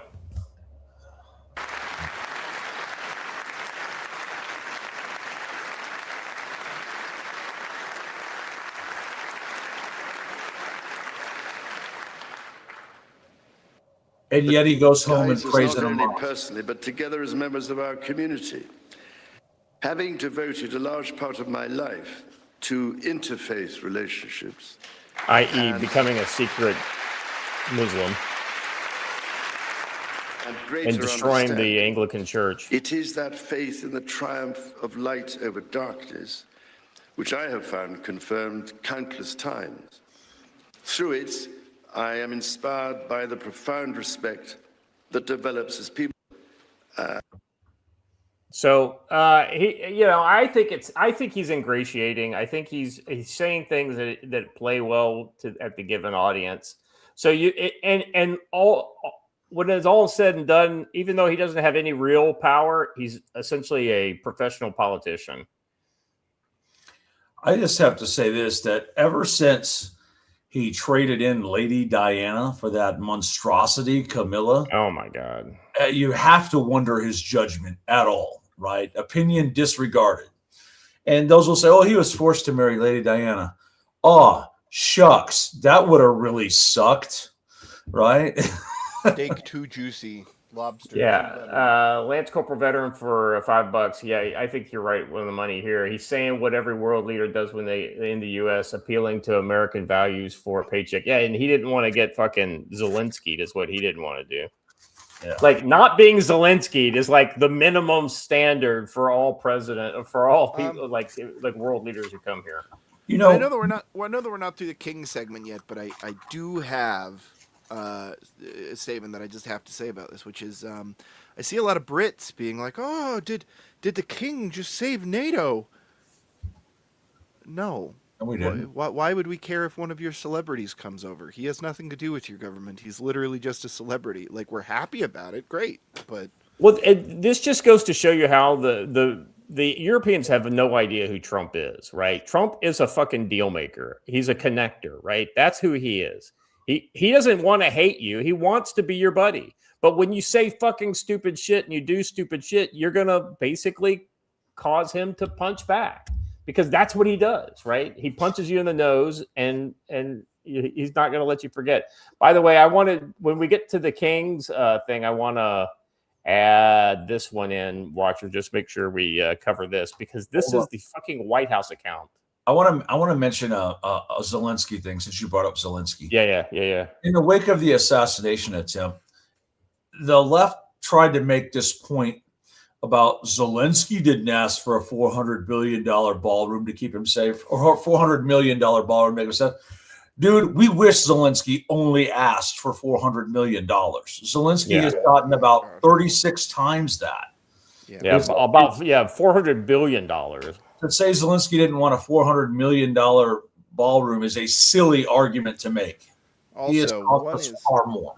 One is Trump and donors putting money in to produce a ballroom for the government. The other is your tax dollars being shipped to Ukraine and largely getting turned into luxury vehicles and villas. Right. Yeah. That's a really good point to mention on the ballroom. It's already paid for with private non-government funds. Let me get this. Phil Coggins, member for 44 months. Strange women lying in ponds distributing the sword is no basis for a system of government. I disagree. I like strange women and swords. So, supreme executive power relies on a mandate for the masses, not some farcical aquatic ceremony. I mean, if I pulled If some moistened paint, no, it's there's a line and then there's that. If some strange women lying around the Anyway, I love that. All right. So we're talking. So he knows how to troll. He knows how to troll him. It's the best. This is so good. No, two kings. What would be better if he had put two Kangs? I know. He just literally destroyed the left with these two words right here. And look how he's laughing with the Prince, with King Charles. Okay, it's so weird not calling him Prince Charles. With King Charles. Oh my God, this is like fucking. The fucking tears are gonna roll. Here's proof that Donald Trump is a troller and a deal maker. King Charles has literally said nothing funny in his life, and yet Donald Trump is laughing hysterically at him, right? He's just trying to make a deal and be friendly. Yeah, I mean, there's a lot of reasons why Trump could be very upset and very unkind to this man, because I would be unkind to him. But that's not who he is. Like I said, he's a deal maker. He's a connector. Do they really think that the community note was necessary in this? Yeah, it's funny, right? Well, they got rid of it Trump because is not everybody voted it as not helpful. But they did community note it. Wow. No sense of humor detected. All right, so I think the next one is the Michael Knowles. I have Trump speaking at a podium. Yeah, that's the Michael Knowles. Okay.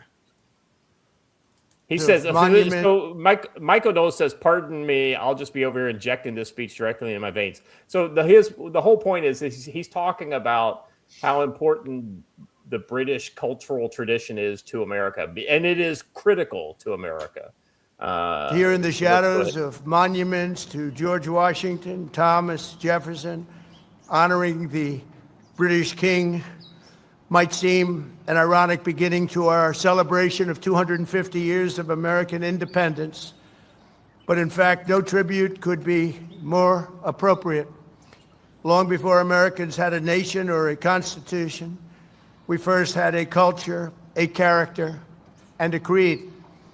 before we ever proclaimed our independence, Americans carried within us the rarest of gifts, moral courage, and it came from a small but mighty kingdom from across the sea. For nearly 2 centuries before the Revolution, this land was settled and forged by men, women who bore in their souls the blood and noble spirit of the British. Here on a wild and untamed continent, they set loose the ancient English love of liberty and the Great Britain's distinctive sense of glory, destiny, and pride. And that's what it is, glory, destiny, and pride. The American patriots who pledged their lives to independence in 1776 were the heirs to this majestic inheritance. Their veins ran with Anglo-Saxon courage. Their hearts beat with an English faith in standing firm for what is right, good, and true. In recent years, we've often heard it said that America is merely an idea, but the cause of freedom did not simply appear as an intellectual invention of 1776. The American founding was the culmination of hundreds of years of thought, struggle, sweat, blood, and sacrifice on both sides of the Atlantic. Fate drew a long arc from the meadow at Runnymede to the streets of Philadelphia that ran through the lives of people born and bred on the British code that no man should be denied either justice or right. American patriots today can sing "My country, 'tis of thee, sweet land of liberty," only because our colonial ancestors first sang, "God save the King." So I'm going to point something out, and I do this frequently, but that flag waving right as he said that part, which first of all is very moving, is just proof that God loves this country and this is his chosen place. But hey, what do I know? Jonah had a couple of banger posts in the middle. The only place he would have met the king was at Yorktown. I agree with that. Yorktown would have been the best place. Hey, I got a better spot for us than the White House. Let's meet in Yorktown, baby. And also how Trump has to stop himself in a speech and give a little "it be like that." Like, it was great. You know what? It really was. That's actually true. And then moves on. Like, just read, man. Just read. Well, this Lance Corporal veteran for $2 who says this, and I want to expand on this. So, irony is Britain's the opposite values proclaimed. Yeah. So here's the thing. I think America is essentially the distillation of all that is good in British culture, divorced from all that is essentially corrupting about British culture. No country is perfect, and Britain is far from perfect, but Britain is probably one of the most important countries in history. And without Britain, we couldn't be the United States. So there is that. No, we whooped your ass. Well, so let's see. I don't know if mine's. So let's look at some of the classiness that went on first before we go on to the pettiness that occurred online around this as well. So this is from the Melania's, First Lady Melania's, and this is. I think it's interesting that they're featuring the Revolutionary War era costumes or uniforms of the old guard in the opening shots of this. You saw some people were freaking out because they're formed up on the White House lawn and they have red coats and they're like, "Oh, I can't believe they had red coats there." No, that's just the fucking uniforms that we wore back then. Well, people don't understand that, like just because most of the British wore red and most of the Americans wore blue, there were different coats for different units and different things, right? It's crazy. Yeah. So this next one is the one where I'm just kind of like, okay. So this is my comment on this. So this guy writes, wait till my fucking computer loads up here. All right. This guy writes, Americans love banging on about the War of Independence. They're quieter on the War of 1812. Well, here's why. In 1812, America declared war on Britain. The plan was to march into Canada and annex it. Thomas Jefferson said it would be a mere matter of marching. It wasn't. The Canadians sent them packing. By the way, there were no such thing as Canadians back then. They were just British, and they lived in Canada. 2 years later, the British sailed up the Potomac. American forces collapsed at Bladensburg in what's called the Bladensburg races because of how fast they ran. President Madison had already fled to Maryland. The British walked into Washington unopposed, and they sat in the White House, ate dinner at the Dolly Madison, and then laid out for 40 guests, used the president's silver, and then set the building on fire. They burned the Capitol, the Treasury, and the Naval Yard. A freak thunderstorm put the fires out the next day. The British left when they were ready. But of course, he doesn't mention Andrew Jackson and all that part of it. In 1814, we took a little trip. That's exactly right. So it's kind of like who laughed last. That's the most popular comment in the chat, by the way, right now is 1814. We took a little trip. Yeah. So here, my comment to this was one of the few times where I'm actually sharing my X post versus the one that I was retweeting here. I said, this is high quality cope. He says, I'm basically putting in quotes. Remember when we kicked your butt 214 years ago? Huh? Don't want to talk about that, do you? 214 years ago. Dude, drop it. Well, I honestly think that if you actually analyze the War of 1812, as we do in my, I don't know, I think it was in Scouting and Patrolling in my book, the British wins early on were all by the Confederacy of the Indian tribes. I lost the name off the top of my head, but Tecumseh's Confederacy are the ones who actually were winning, not the Brits themselves.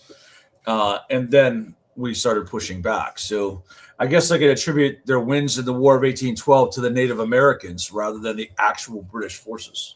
Exactly right. Right. I hate to drag us back, but I just found an update on a previous story we just did.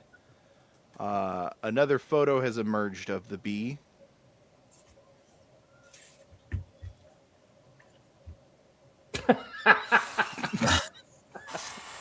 Oh my goodness.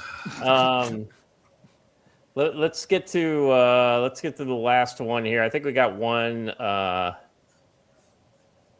So we were talking about two Kangs, right? No Kangs. So let's see how the no Kangs people greet King Charles, because of course they booed him, right?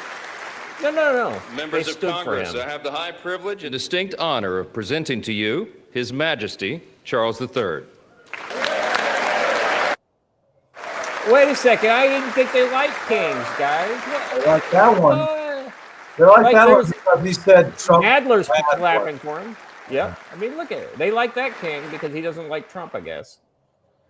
The one part that I thought was funny was Dollar Store Obama there in the front, adjusting his tie, making sure he looks really good for the king. Shut up, Dollar Store Obama. I got another. So I guess a lot of stuff is coming out about this. I just dropped in the private chat here. This is about the.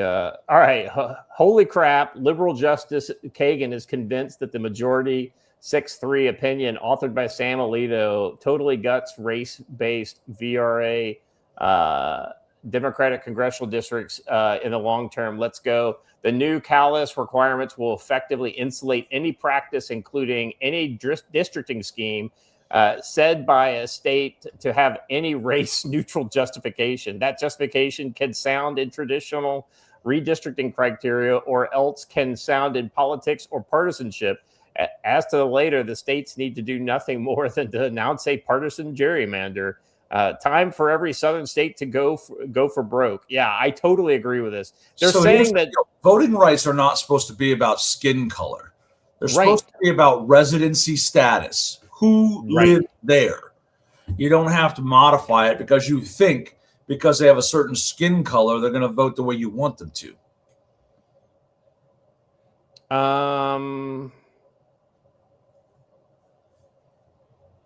Was there something that just passed in Congress?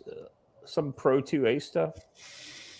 The CJS appropriations bill cuts the ATF budget.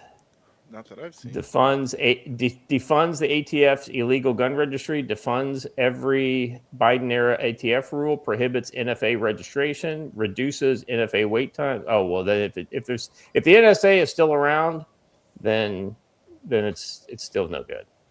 Hey, Durna's got a great point. Remember when we created sectarian parties to run Iraq? What happened immediately? Yeah. Right. Hey, they started fighting with each other. Crazy. Hey, I mean, remember what happened in that first story where we took small parts of various different parts of Africa and tried to put them in a classroom setting in Canada, and they started fighting? Al Najaf called. They want they want their Mahdi militia back. So I guess some people are saying that if they're able to redistrict based on this new Supreme Court, it'll be a plus 12 districts, 12 plus 12 in Congress for just the southern states, which is where this mostly impacts. Can we put Crockpot Broccoli's statement up for a second? That one? This last one. Probably, treason. So let me address this from a straight legal standpoint. No, treason is the only crime mentioned in the Constitution with a specific definition. So you cannot charge them with treason. What you can do and should do is charge them with deprivation of rights under color of law. You have a solid and open and shut case for that with Governor Spanberger, right? Because you have the Second Amendment right to possess firearms of your choosing. And under Heller, it's anything in common use, which the AR-15 is indeed in common use. Yeah. So you can make a very easy deprivation of rights under color of law case, but you can't make a treason case. Yeah. All right.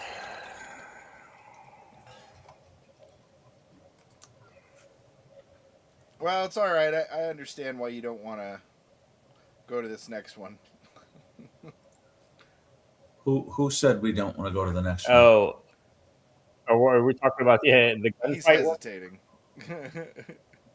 So we were talking about number of hits during a gunfight. We were talking about this on Monday after the assassination attempt, and the idea that potentially the Secret Service agent might have been hit by friendly fire, and lots of rounds fired, but the gunman was never hit. Right? Well, watch this fucking gunfight, man. This thing is. Yeah, dude. The biggest thing of danger here was the pavement. Yeah, watch this. 1713 in contact. Drop the bag. Drop the bag. Drop the bag. Drop the bag, sir. Drop the bag. Drop the bag. Okay, stop. Start shooting. As soon as he pulls it out and points at you, start shooting. Bang, bang, bang. Well, first of all, on both sides, right? On both sides. Yeah. If I'm going to pull a gun out, I'm going to start pulling the trigger. This guy just pulls it and points at it, hoping the cop kills him. And the cop didn't want to believe what was happening. Right? Let's talk about this from the cop's standpoint, right?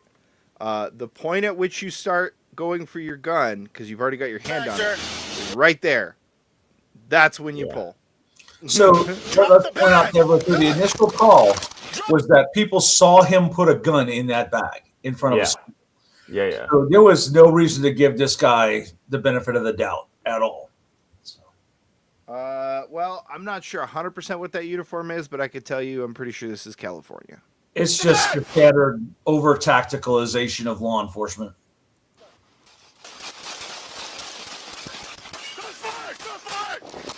He's just doing the little dancing. He went full Borat there. Yeah. You can see him score one hit here, right? About here, there. That guy's hit. He got wind. Yeah. Yeah. Shots missed. I've gone through 4 mags and I have hit him one time.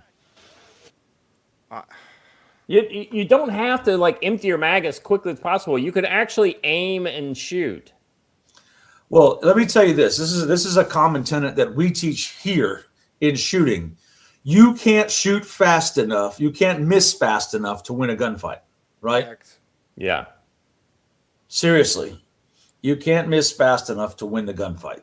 Like every time I got into a gunfight in places like Iraq or things like that, like one time my driver said, "Sir, you didn't shoot that much." And I was like, "Yeah, because I was trying to hit the guy." Yeah, you know, like I'm not attention to what was going on and making smart decisions. Yeah. There, you got him.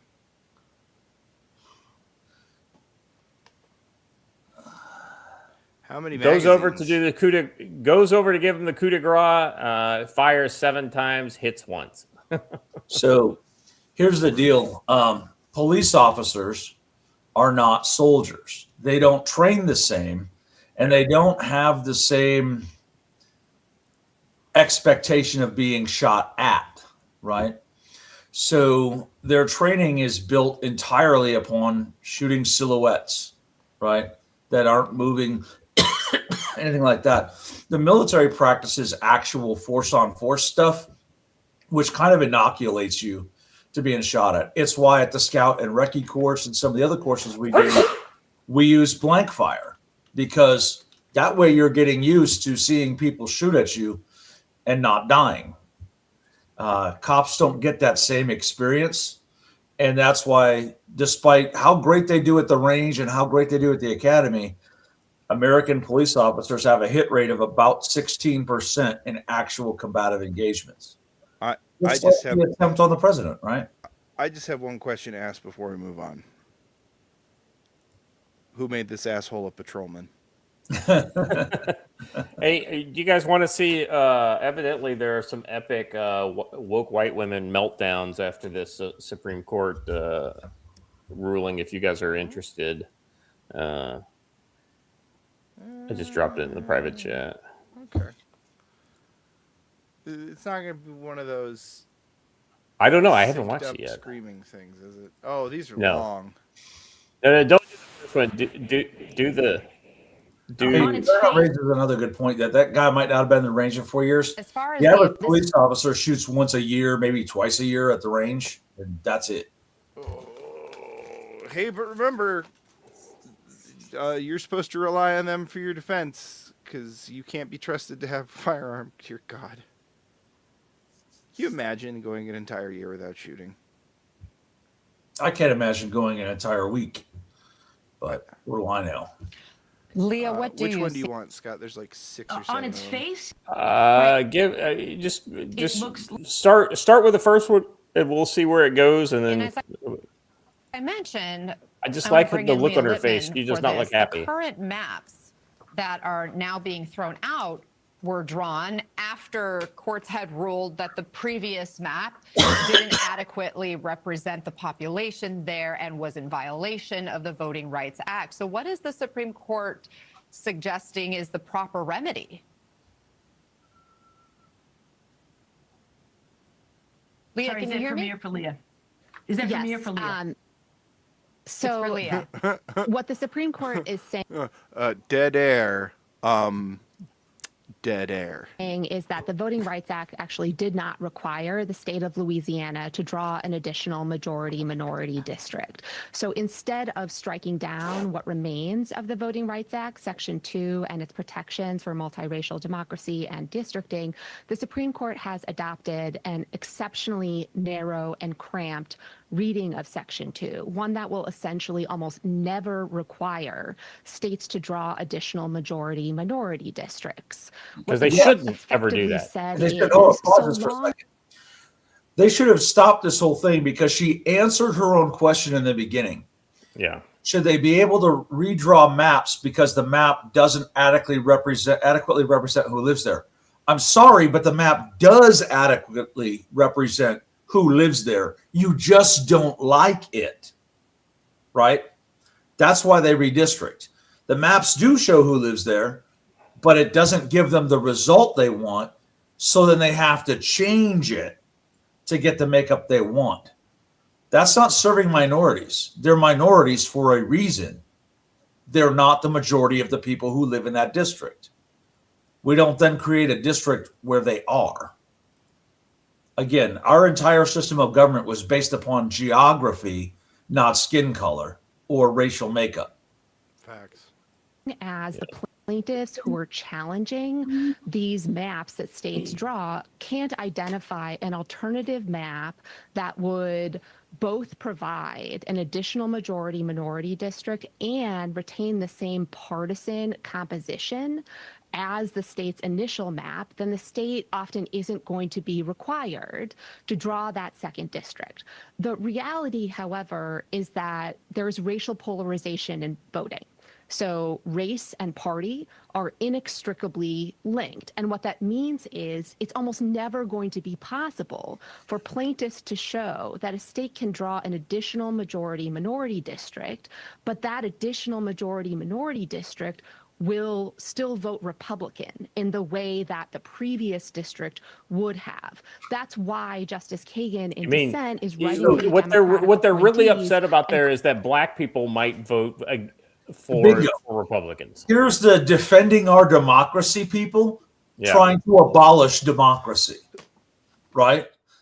Democracy is, according to them, their own thing, majority rules, 51%. Well, then you can't then say on the same hand, in order to have democracy, we need to have majority minority districts. That's not democracy. That's the opposite of democracy. It's exactly right. It is calls exactly this right. ruling one that renders what remains of the Voting Rights Act a nullity.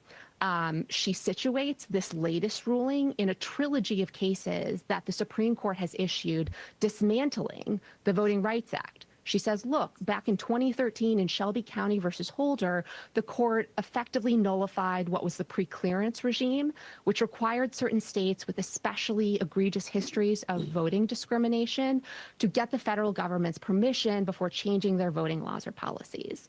Then in a later decision, Brnovich versus DNC, the Supreme Court effectively made it almost impossible to challenge what are called voting preconditions, rules that affect who can vote, like a voter identification requirement. And since that decision in Brnovich, there have been zero successful Section 2 challenges to voting conditions. The decision today in Louisiana versus Calais completes the set because it effectively dismantles the last leg in the Voting Rights Act's protections. I have yet to hear a valid and legitimate argument as to why voter ID is bad. You want to create this district because you want to represent who lives there. So what's wrong with trying to find out if that person actually lives there? Right. It's so crazy to me. Yeah, they are literally doing everything they can to protect their fiction. Is it? I mean, do they not listen to themselves, or do they just think everyone is too stupid to do math? Right. They're just only speaking to the people in their bubble. Which was for redistricting, whereas previously the Voting Rights Act had said when let's go to the next one, shall we? Okay. A little less than I think many people had feared, because there was some concern that the majority of the court would strike down the Voting Rights Act in its entirety. Justice Alito, writing for the majority, does say that voting rights based on race is a compelling governmental interest, and as long as maps meet strict scrutiny, then those are permissible. But then they turn around and say, but this one doesn't, and that racial minorities are entitled to electing the candidates of their choice, but that doesn't mean based on race. It just means they can choose the Republican or choose the Democrat, and because these voters can do that, then there is no need for this second district that was created to provide a majority black district. And so that might sound okay on a first blush, but I think the real disclosure of what's happening here comes in the dissent of Elena Kagan, who says that today's decision renders Section 2 of the Voting Rights Act all but a dead letter. She talks about how the Voting Rights Act was born of the literal blood of Union soldiers and civil rights marchers. And she literally just said that essentially black people are too stupid She essentially said black people are too stupid to vote for the right candidate, so we have to pick it for them. We can't allow them to actually vote. That has been the Democrat argument since the beginning of the Civil War. Implications go on this. The Voting Rights Act, we know, is important here, and the population in Louisiana is about a third black. So will their voices... Hey, hold on a minute. Something interesting just happened. Welcome. How you doing, Jim? Oh my God, you're talking about incompetent lawyers in Virginia? I just had to hop in. It's like a Mr. Old Long Cone. Hey, you know, for a guy who lives just down the road, I don't see you enough. I'm just throwing that out. You know, it's a carefully planned behavior. It's a scarcity. He's more valuable if he's more scarce. What is that? Yeah, what is that? What is that? That traveler course that Kay teaches? Right, hard target traveler. You're Yeah, just being a hard target. I gotcha. So I'm skating around the valley as cautiously as possible. No. It's good to see you guys. No, Virginia's a shit show. And Richmond's always been a shit show. And we were lucky to have Youngkin in the state for a long time. He did a great job. And then we had the inflow of what I described as the bleeding-hearted leftist federal employees up north. And their wives, sadly, really were the distortion. Well, you know, Jim, my understanding is just enough federal people got fired and really hated Trump, but still got hired. They got hired immediately on the turnaround, on the revolving door into the contracting world. And so they are still in that area. They just hate him more. The hard part about getting recycled into the contracting world is that what Trump's done is pull a lot of the contracts. Yeah. So, the money flow into that churn up there is much less than it was surrounding the military district of Washington. Writ large, those three states used to have a hell of a lot of activity. Many of those contracts have been terminated or changed, right? And it was like the eternal well somewhere. I mean, it kept pumping money out. It's why you have places like Great Falls with the $5 million scraper mansion, right? Yeah. It's just absurd. So big comeuppance, but I think they wrote really bad law on this. It's not going to work out the way the Dems had hoped. But it's all performance art. These guys are driven by performance art. I mean, you were talking about that earlier with some of the Congress critters. I'm going to change my name. I'm going to change my name tomorrow. I'm going to change my name so it fits on the sign. I'm going to change my name because I want to affiliate with group X or Y. Much of this is created in there are very few sincere and honest people left. It's about personal brand. It gets out of hand in DC. That's just what I wanted to say. So I'm done now. Well, what's your take on the Supreme Court ruling about the Section 2 of the Voters' Rights Act? The 64 Voters' Rights Act, where they basically use that to gerrymander all those minority districts in the South.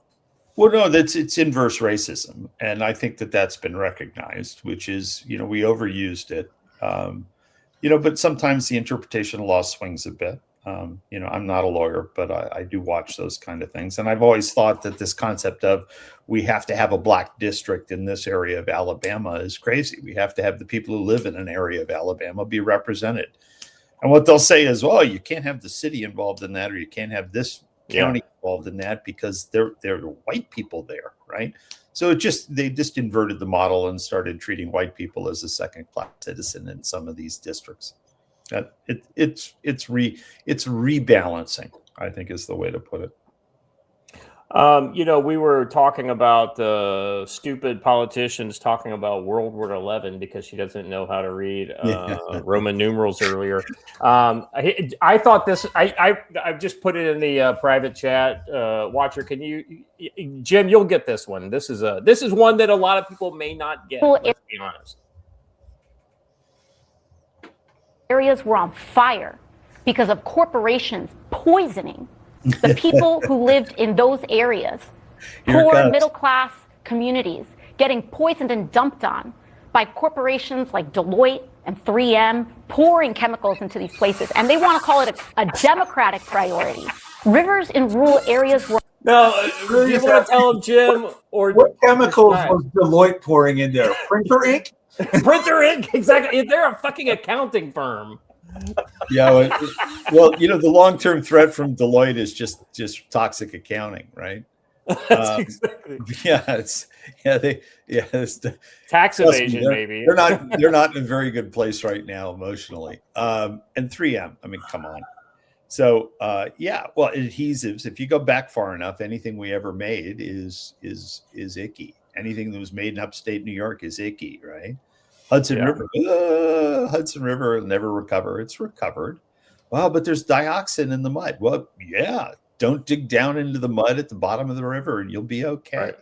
Nature has an incredible way of healing itself. I'm tired of this craziness from the left, right? And it just doesn't get any better because it's her personal brand, right? She's gonna, she's changed her persona how many times? I mean, bartender, where'd she go? BU. She studied economics, maybe.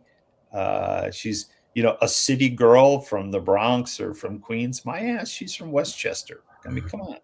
So it goes back to how you brand yourself. And one of the major problems I've been bitching about for years in DC is this concept of personal brand.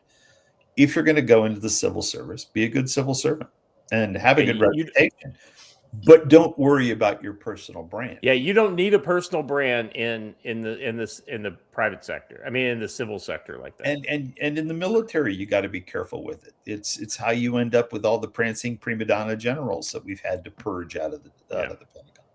So this appears. I think there's some really weird radiation sump in Washington D.C. that creates this behavior.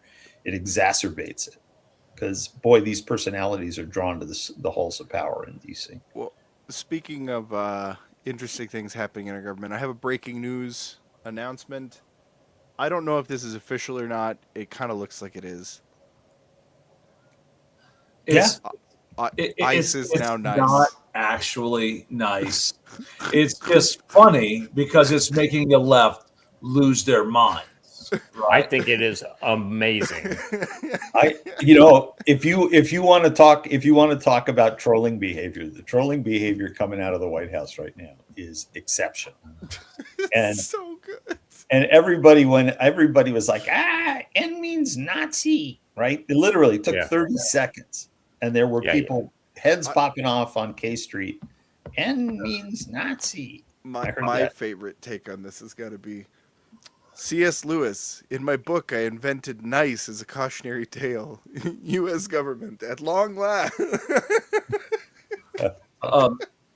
Omega Lloyd says Deloitte funded World War XI, which I think is gorgeous. That's absolutely perfect. Juan Solo raises a great point that without all black districts, we wouldn't have such mental giants as Sheila Jackson Lee or the ever favorite of this channel, Hank Johnson.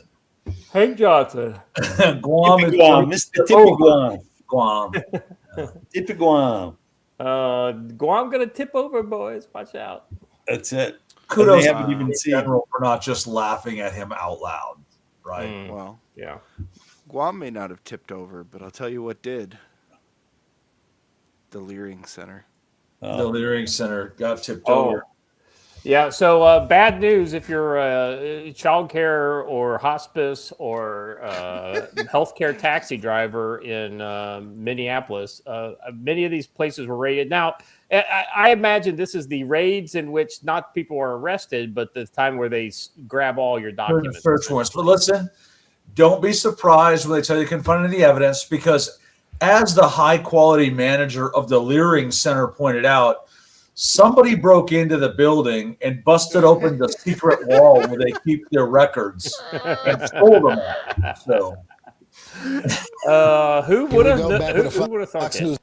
Alert: the DOJ confirms to Fox News that FBI and HSI agents are currently serving 22 court-approved search warrants in the Minneapolis area this morning in relation to federal fraud investigations. One of those locations is the infamous Quality Learning Center, which you see here. Fox will be covering this story Very all charitable morning of him long. to call it the A learning big break for the DOJ. Now, I want to point out that it's absolutely moronic for them to keep saying court-authorized search warrants. That's the entire point of a search warrant. If it's not court-authorized, you don't have a search warrant. So stop saying court-authorized search warrant. It's actually a slight against ICE for immigration detainers, right? Stop it. Yeah, you're actually feeding into the leftist narrative that there are some sort of search warrants that are not court-authorized. They all are. All right, let's look at the next one, y'all. Okay, so this is Stephen Miller, I think, talking about this, about all this Somali fraud. I believe that the Somali fraud operation in Minnesota is the single greatest theft of taxpayer dollars through welfare fraud in American history. We believe that we have only scratched the very top of the surface of how deep this goes. And you're familiar with all the scams with pretending that children have autism who are not in fact autistic, with pretending to enroll people in food programs when in fact nobody was ever enrolled, and engaging in massive fraud, lying, and theft and grift on a scale we've never seen before in American history. The total bill, the total tab for this is going to be far beyond the numbers we've already seen reported. We believe the state government is fully complicit in this scheme, and we believe that what we are going to uncover is going to shock the American people. Look, based on the records that we already have, and this is a significant undercount, by the way, 75% of the Somali population in Minnesota is on welfare. But that's likely a significant undercount of just how much of a financial burden the Somali refugee population is imposing on this country. Oh, that was the reporter who said, "Let me ask this." Oh, I we're thought all it was looking like who said that. I thought it was you.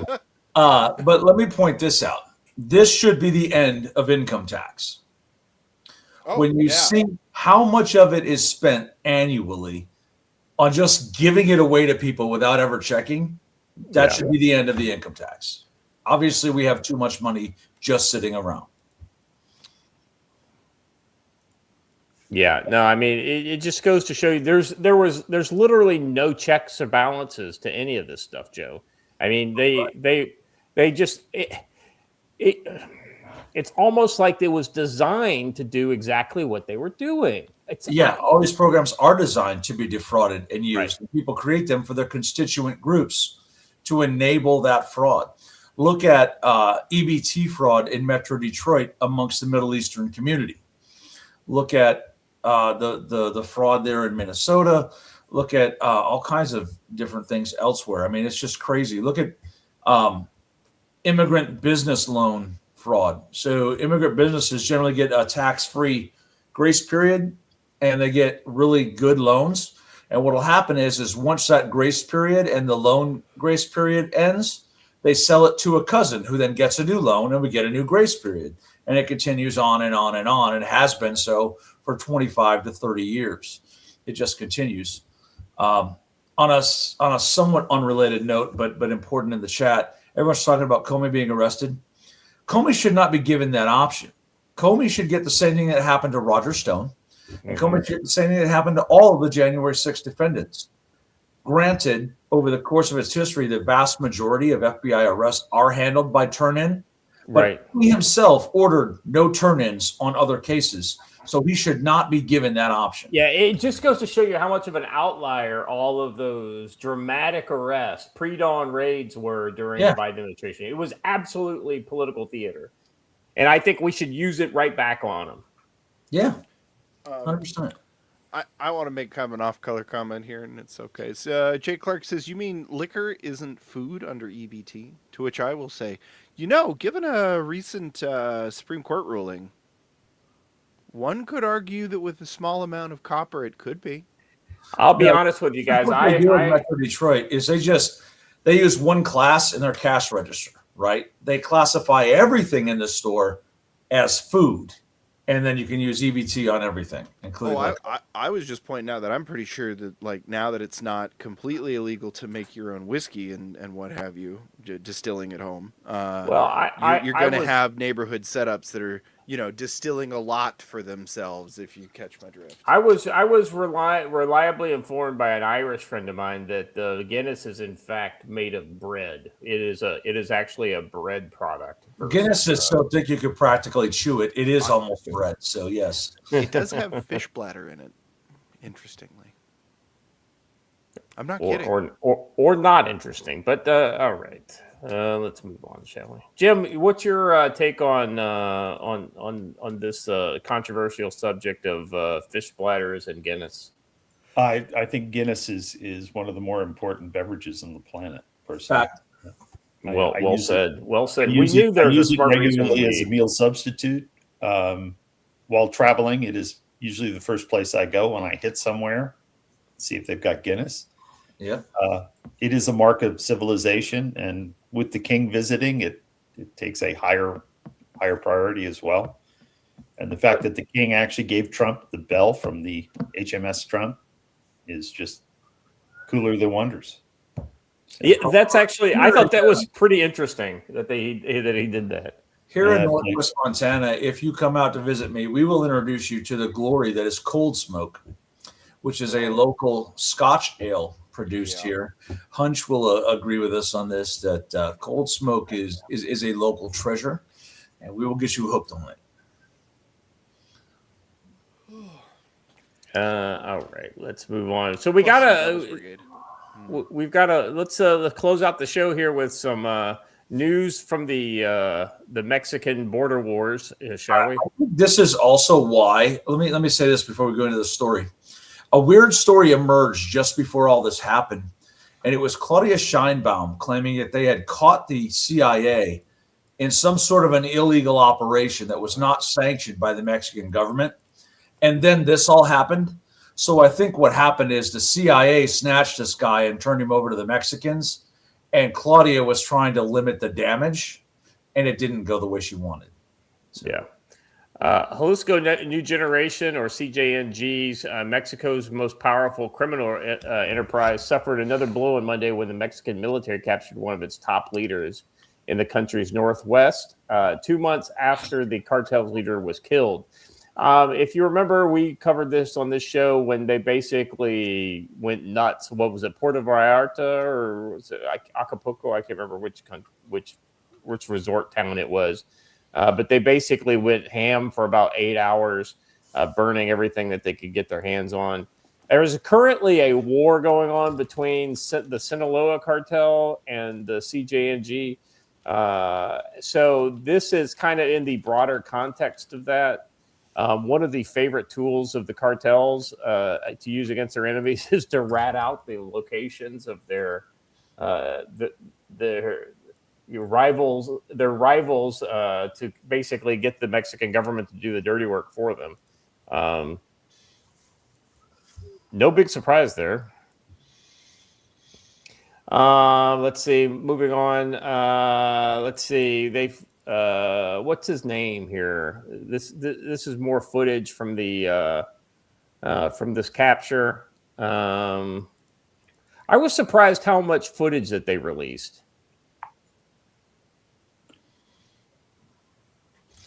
They're always famous for doing the mug shots, the celebrity mug shots afterwards. But this footage, though, comes from the Mexican Marines, which is probably the least corrupt segment of their defense industry. And I think that they're involved in a little bit of a power struggle with the rest of the Mexican government, which might explain the video release. And I think that the purpose of this is propaganda to show that this all-powerful cartel leader, which is what the citizens think, right, was reduced to hiding in a culvert before he was captured. Reminds me of Gaddafi. That they're untouchable, huh? Reminds me of Gaddafi. Remember, he was basically the same thing, hiding in a culvert. Well, I'm sure that Noriega used a culvert to sneak into the papal nuncio. What were you saying, Watcher?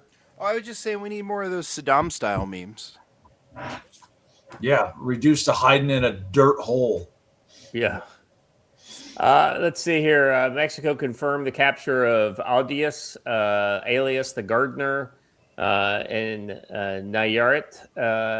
The detention is the result of 19 months of intelligence and cooperation with U.S. agencies, marking a key blow against the CJNG structure. If you believe that, I got some fucking beachfront property in New Mexico to sell you. Let's see. This is more footage from that. This is what we're used to seeing, the celebrity perp walk, where they pose with him. I love they putting their nods down as ways to cover their eyes. I guess that's cool. You can't see shit though, so whatever. So once again, the only people in Mexico you can trust are the Marines from Veracruz. 100%. Been going on for forever. It's like when it's a national security issue, you call the Marines from Veracruz. They send their team up. Hey Joe, aren't the Marines actually part of the Navy in the like not like a subpart, like a separate force under the Navy like ours are? It's like literally part of the Navy, right? I don't get the question because ours is literally part of the Navy. Well, no. The Marine Corps is a separate organization, but it falls under the Department of the Navy, right? Like, there is, with the exception of they have a secretary of the Marines. Yes. Right. That's what I'm saying. So, so it's not like, they work with the Navy. They are part of the Department of the Navy, but they have their own kind of individual structure. Whereas they actually have a civilian law enforcement authority as well. So I was just talking about the Marines. I had heard somewhere that they were literally just almost like more like MPs to the Navy type thing as far as part of the Navy. Yeah, it's just like the Italian Carabinieri, right? Carabinieri means military police, but they have civilian authority throughout the whole country, just like the Mexican Marines do.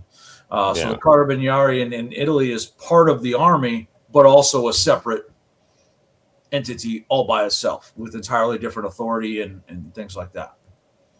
Mira, Scott Maria, son especiales. All right. And our last one here is, well, I guess not all the cartel guys are taking this lion down. Update: Mexico in chaos. Oh, you got to share the last one there, Watcher.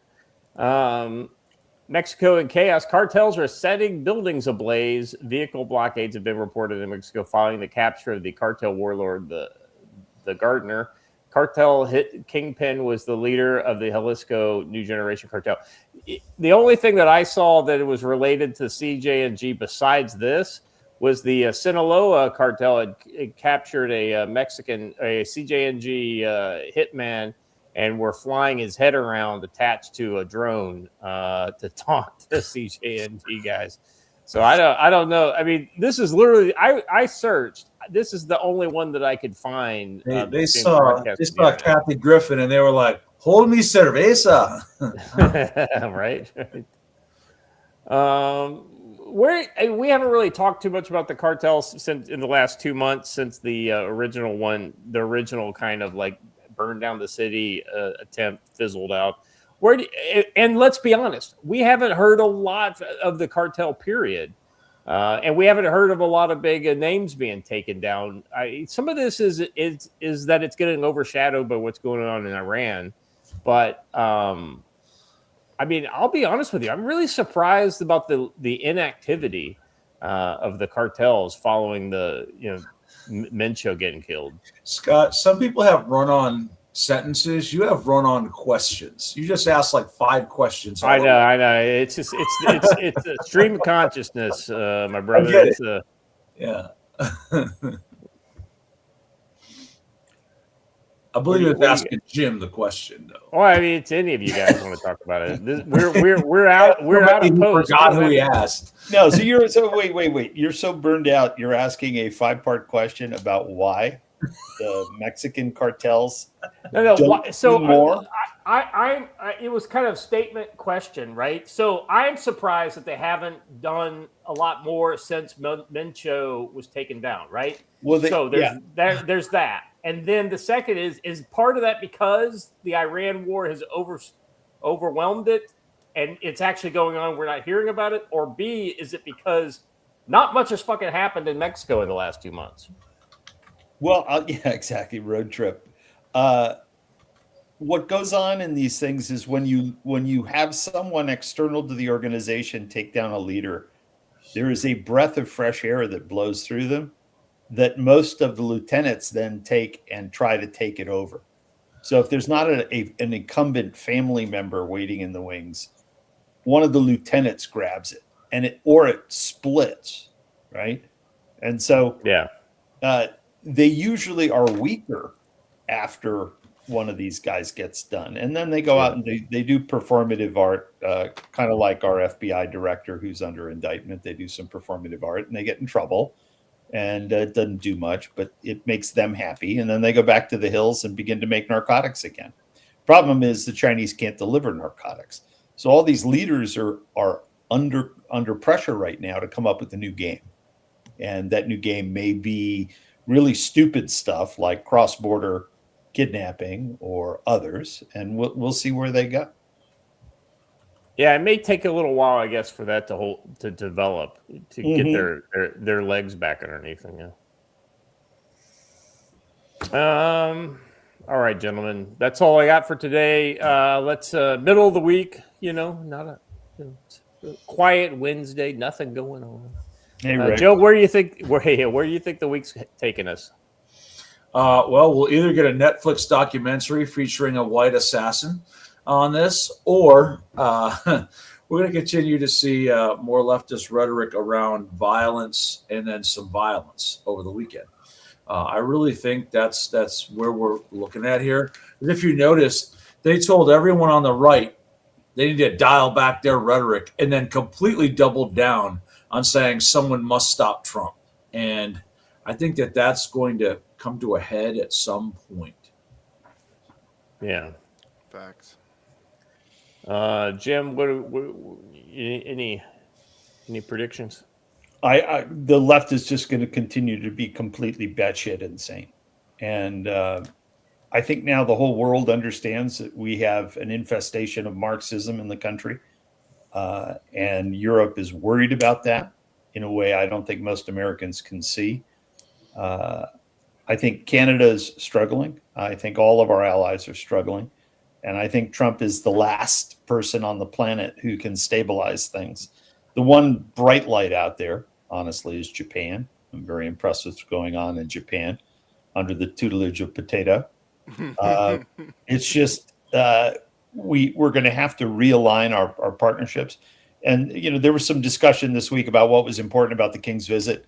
The part that kind of drifted through that nobody talked about heavily was the bilateral negotiations that are underway. That bilateral should have been done in Trump's first presidency. And it wasn't, because there were a bunch of interceding factors. And some of them were that the bureaucrats in the UK really didn't like him. And so I think they're resetting and they understand they need to do the bilateral with us. Jim, did you hear the earlier story about the Canadian military officer training platoon?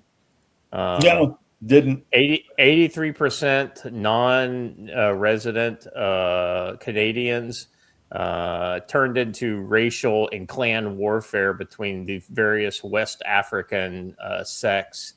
Only less than 40% or less than 50% ended up graduating. Shocking. Who knew pigeon French was a thing? That's pretty ugly, man. Who knew that West Africans would immediately start infighting? Me. Well, I've got a weird prediction for you, which is I don't exactly know what my prediction is, but I think very, very strange things are happening on the Tard right. And even though I generally tell you to avoid them as an info hazard, I think you need to watch. Ladies and gentlemen, I present to you Nick Fuentes and his weird boyfriend having a chat together in Italy. I promise it's worth it. It's going to be so cooked if the Democrats get back in, presumably. It really will be. That's why I want a Republican to win. I don't want it to be Vance or Rubio, but a Republican has to win because, you know. Boy, that's 180 degrees what you were saying less than a week ago before the revelations. Before the cash flow stopped. So yeah, when the paychecks stopped coming. Yeah. Yeah, the distortion is all tied to money. We know that now. Yeah. And they were riding around in some sort of gay mobile. I'm not even sure. Well, I mean, hyper gay golf cart. If you didn't know it, Nick Fuentes is a well-known. It's known that he's a closeted homosexual. Facts. I know. That's why I said it. I know. I mean, it's just he's not even hiding it anymore. He used to at least deny it, but now it's just like fuck. All right. So my prediction is, I'm going to go off of this video that I'm sharing. Let me throw it up here. Let me start this off here. This is the SWAT team for what is it? The counter-terrorist special. He's like, he forgot something. He's not like he's anything important. Oh no, he's number one. Very, very good. See that, Joe? I'm dumbfounded at this. I'm not convinced this was during actual operations. This looks like a training facility based on the reusable hinges there. God, I hope so, Joe. I hope so. Yeah, because they're clearing up and down at the same time, and you would not do that in real world ops, right? So, and they have red guns on their hips too. Yeah. So they're training, but still, it's like train as you fight, there, brother. I wonder what this little paddle here does. Oops, it dropped my neck. That's why when I teach people to index their trigger finger, I say index it on that bottom ridge underneath the mag release. Otherwise, you might accidentally index it directly on your mag release, and this is what happens. I mean, I've seen guys in combat, like, their weapon is banging against them and bangs against other thing, and it releases the magazine. I've seen that happen before. It happens, but this is also another reason why the high port index is actually better in some circumstances. If I'm pointing down, right? So if your gun's not pointing at a target, it should be either pointing down or pointing up, right? If it's pointing down, gravity works against me if I accidentally hit the mag release. If it's pointing up and I accidentally hit the mag release, nothing will happen. The magazine will not fall out of the gun, and when I let go, the magazine is still seated. Yeah. Right? So, Joe, why don't you just teacup the magazine while you're running? Jim, I want to hit you with a stick. A large stick. Because at that point, it's easier to just grab another one and jam it in. So, all right, gentlemen. Anything we about before we say goodbye to the chat? All right. That's all we got for today. Thank you guys for hanging out with us, chat. You guys are killing it as always. We appreciate you. For Watcher, Jim, and Joe, please like the video, subscribe, hit the bell for notification. Let people know you're getting some good stuff over here on the Council Future Comic. We'll be back on Friday, same time, same place. And until then, stay safe.